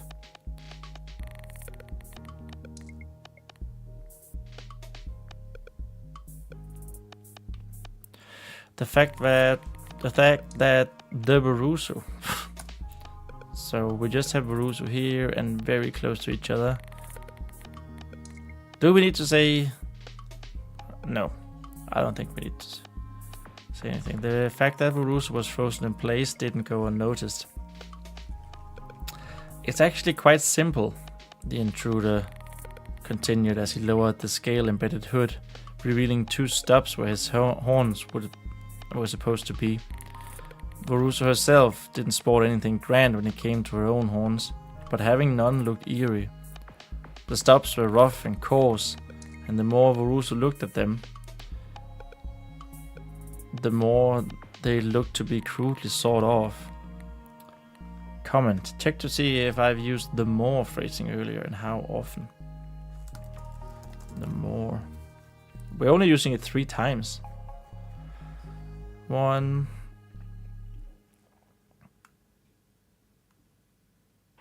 Okay, they're used 3 times very close to each other, so maybe...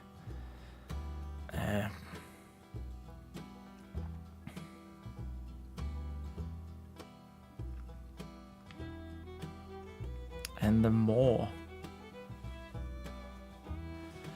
I think we can change it up here. The questions multiplied.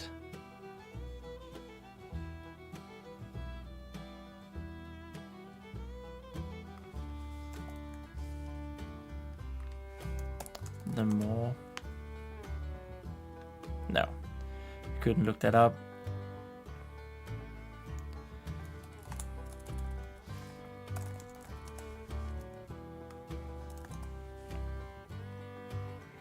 No, can't look it up there either. The questions multiplied. Maybe it's alright. And this is only the only 3 times that we're doing this. That we're using it, the phrase. So we don't do it the more either. Sorry about hammering in the background. It is my father who has started working on a renovation project.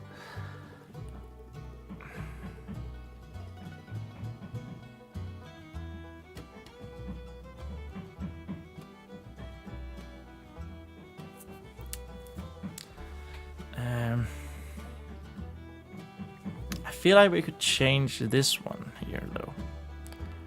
The questions multiplied.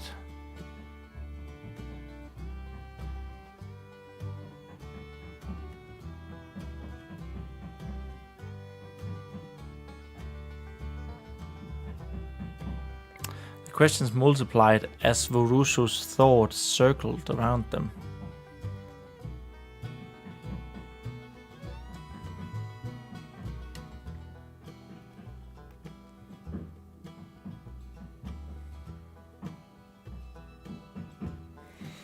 Questions multiplied as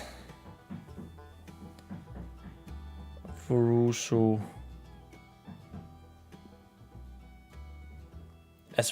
went down the rabbit hole. As Vorusu not went down the rabbit hole, but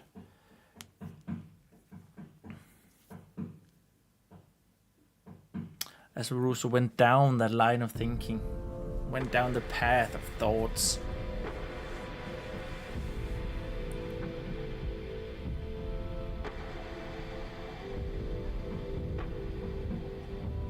as Verusu's thoughts drifted. Drifted? So she's just standing there holding the egg. And the thoughts just the questions keeps multiplying. Yeah. That could be drifting, right? Or is drifting more...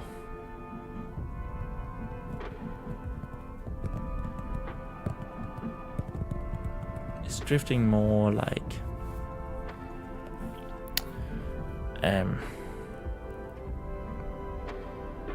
like you don't have thoughts.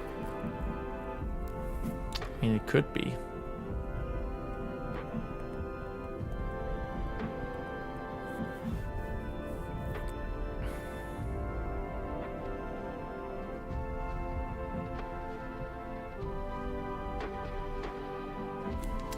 As Verusu led her thoughts down the path.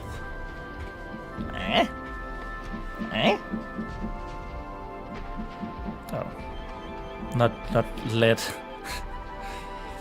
not led like that, but yeah. Update this one.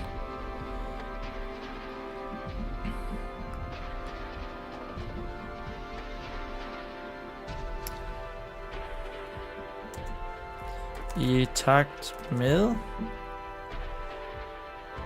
at Verusu ledte sine tanker ned ad den sti. I takt med. That actually means like musical tact. Is it called tact? I don't know. Beat. That Verusu led her thoughts down that path. Cool. Okay, there we go. The more is not bad. The stops were rough and coarse, and the more Verusu looked at them, the more they looked to be crudely sawed off. Getting closer, the drake began toying. It's a giant paragraph we have here, but maybe it's alright. Getting closer, the onyx drake. Ooh. The intruding drake. The intruding drake. Okay.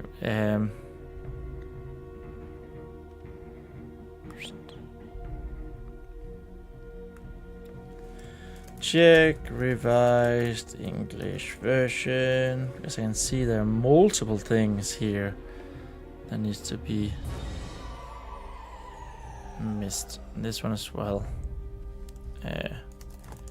Check revised English version. Yep.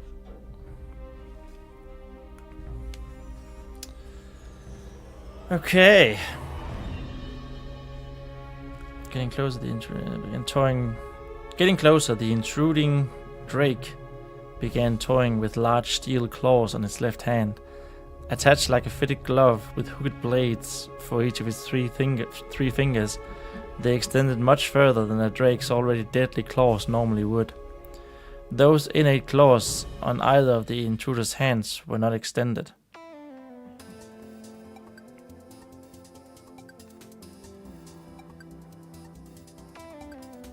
Those same innate claws, however,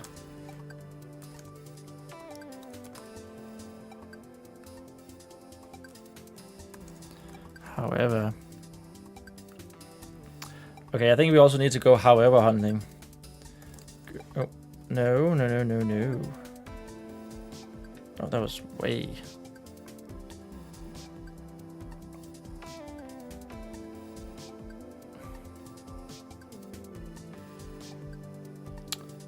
Just like a fitted glove.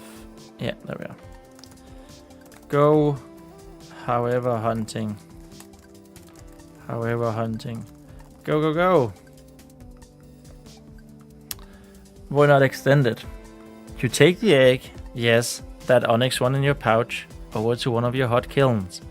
Then you take whatever egg is in there, put it to the side, and correctly place the new one in its stead. And then I want you to start the incubation process, just like you always do. It's actually that simple. So, I ask you again, and there will not be another time. Would you kindly place the egg of my kin in the kiln? So he was indeed Onyx.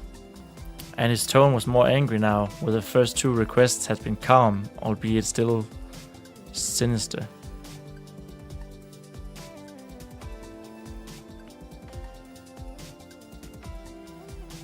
I think albeit sinister, yeah. Veruso only managed to look down at the dragon egg in her pouch and not much else. So that sounds like she only had time to look down. That's the only thing. I think she could only manage to look down at the dragon egg in her pouch and not much else. Her mouth was open, but no words manifested. She wished that she hadn't sent Illy away. Her sister might not like fighting, but she was still trained for it and would know what to do. Veruso didn't have many other thoughts than her sister. And could you kindly hurry up? The heat in here is unbearable. What will happen if I refuse? The onyx drake was close enough now that the Veruso could see his face clearly. A crooked and wicked smile spread over his sharp snout underneath a big scar over his... What? A crooked and wicked smile spread over his sharp snout underneath a big scar over a closed blink eye. Closed left eye, blink eye. Closed left eye. A crooked and wicked smile spread... A crooked and wicked smile spread over... Where was it? This. Crooked and wicked smile spread over his sharp snout underneath a big scar over his left eye.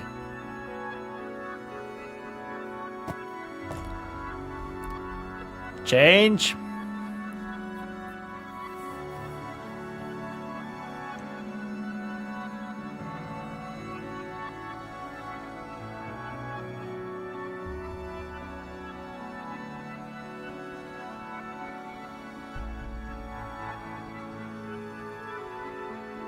I think we just full stop here and say he had a big scar over a closed left eye.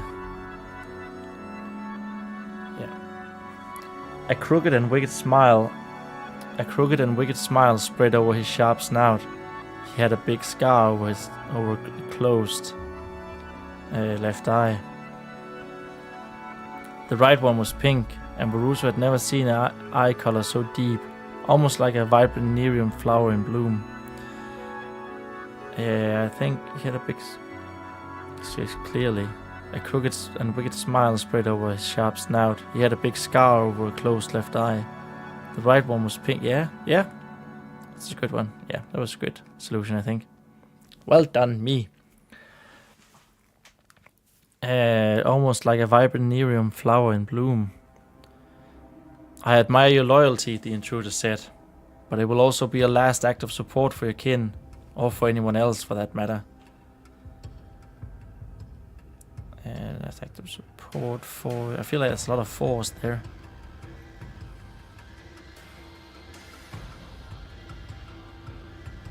Let's just remove this one. Or for anyone else. If you instead choose to cooperate, I will let you live, and you can leave once your job is done. But we would be happy to have you, if you so desired. Again, the onyx drake was calm, but his tone was sinister. Something inside her also told... Something inside Veruso also told her... that she didn't have much of a choice, in any case. She didn't have much of a choice. She didn't actually have much of a choice.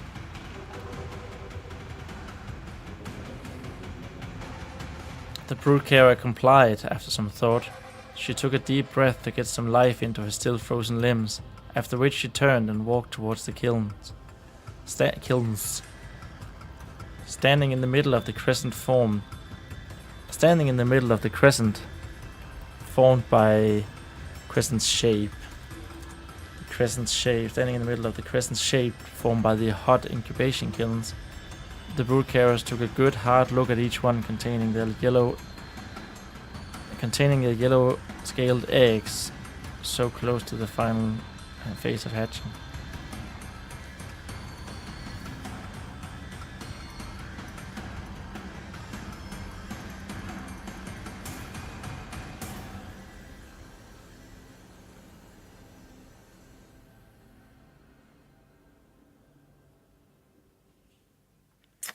I mean, it's a long sentence, right? It's way too long. It's also very difficult to read.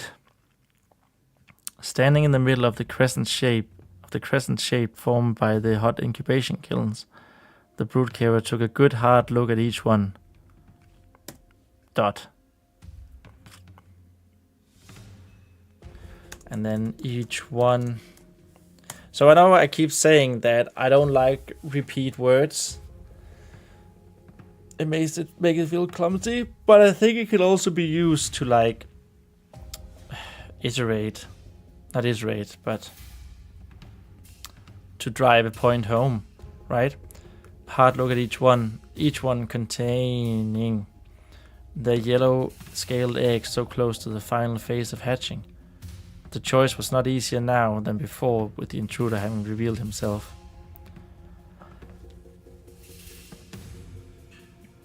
You are taking your time, it sounded from the other side of the room, with a certain impatience slight hidden. It is difficult, the brood carer responded, with the grace of a station. Maybe you say finally with the grace of a station. Finally with the grace of a station. And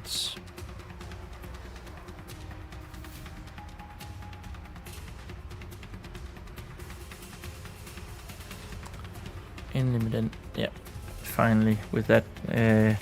I cannot decide which of them does not deserve that chance at the flame of life.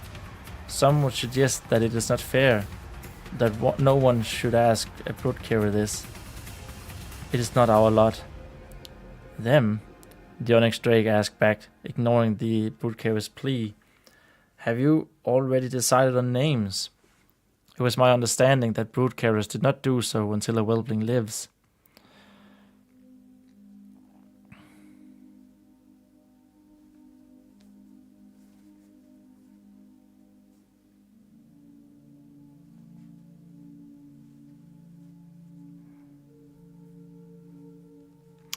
Okay, so I have a little bit of a problem here because I don't think saying them is showing enough that Vurusu has already named them.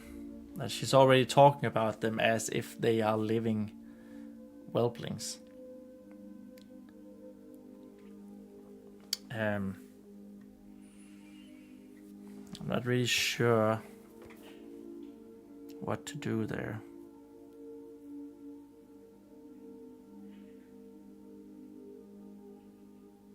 I mean, she can't say which one of my babies, because it's not her babies.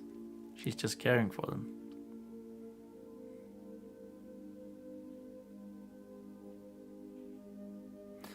But yeah, I want to convey that she already sees them as living dragonlings, whelplings.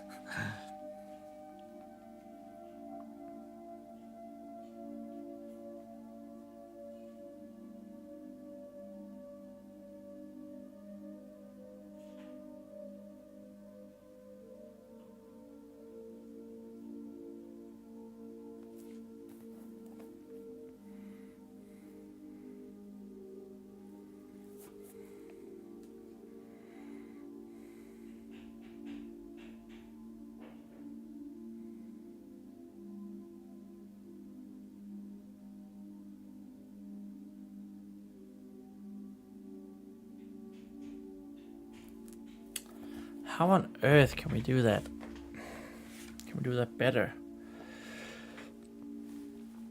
It's difficult. I cannot decide which...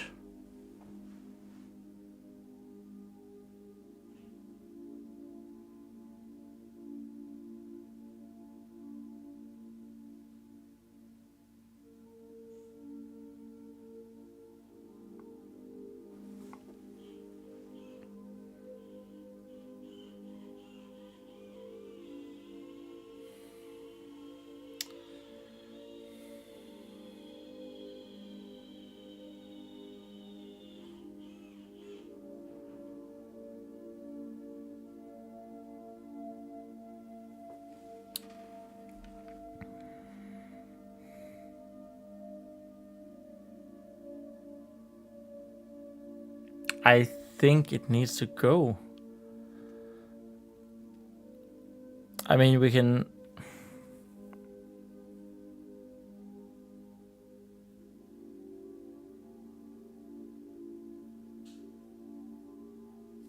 We can put it down here, where they are talking about the names.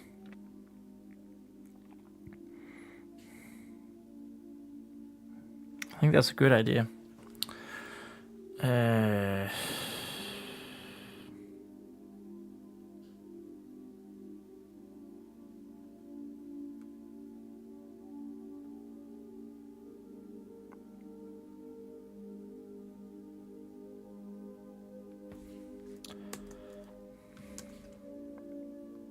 So if you put it down here, have you already decided on names?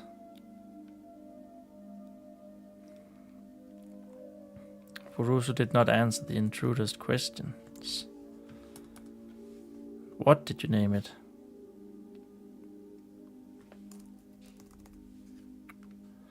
I think that works way better, right? So remove...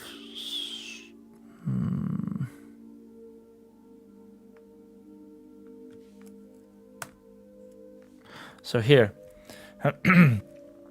I cannot decide which of them does not deserve that chance at the flame of life.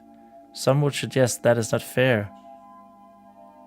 No one should. Some would suggest that it is not fair, that no one should ask a brood carrier this. It is not our lot. That it is not our lot. That it is not our lot. Nevertheless, he continued studying. Shut up.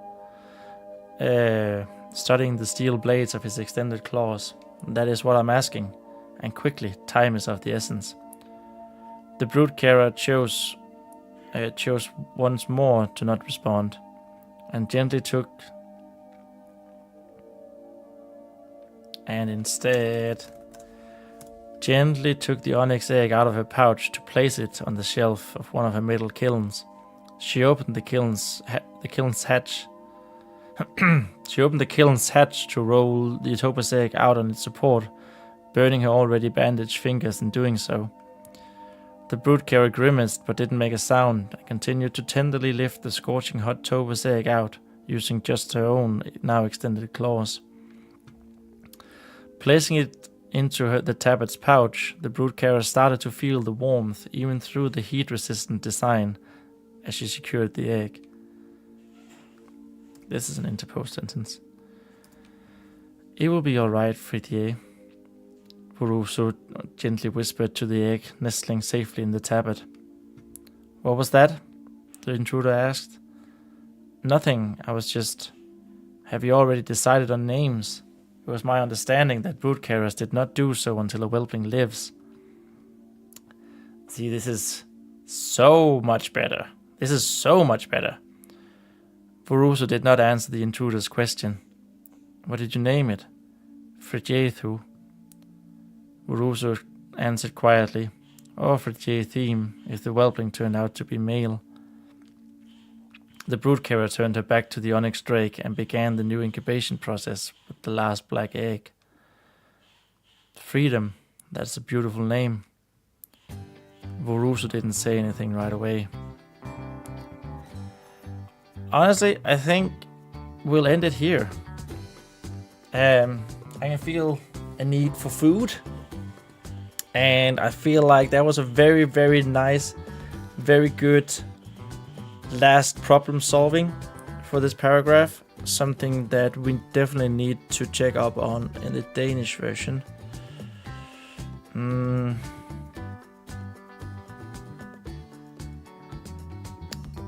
It's somewhere over here, right? There. Changed it up over on the English version.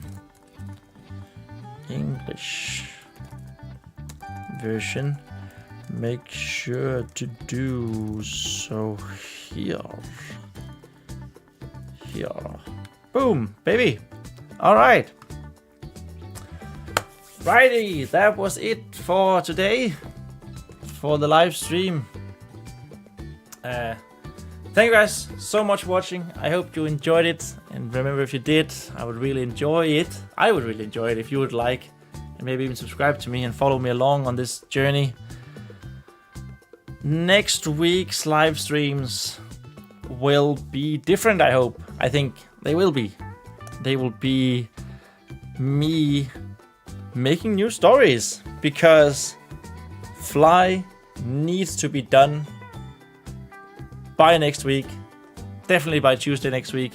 But I also want to show I got some new equipment to be able to actually write stuff with my handwriting, the way that we actually do things, the way we make our first version of all the stories. And I want to start doing that next week with some 1-minute stories. So I can't wait for that, and I can't wait for Fly to be done so I can show everyone. And I hope you can't wait either. So I definitely hope to see you next Monday morning. All right, bye.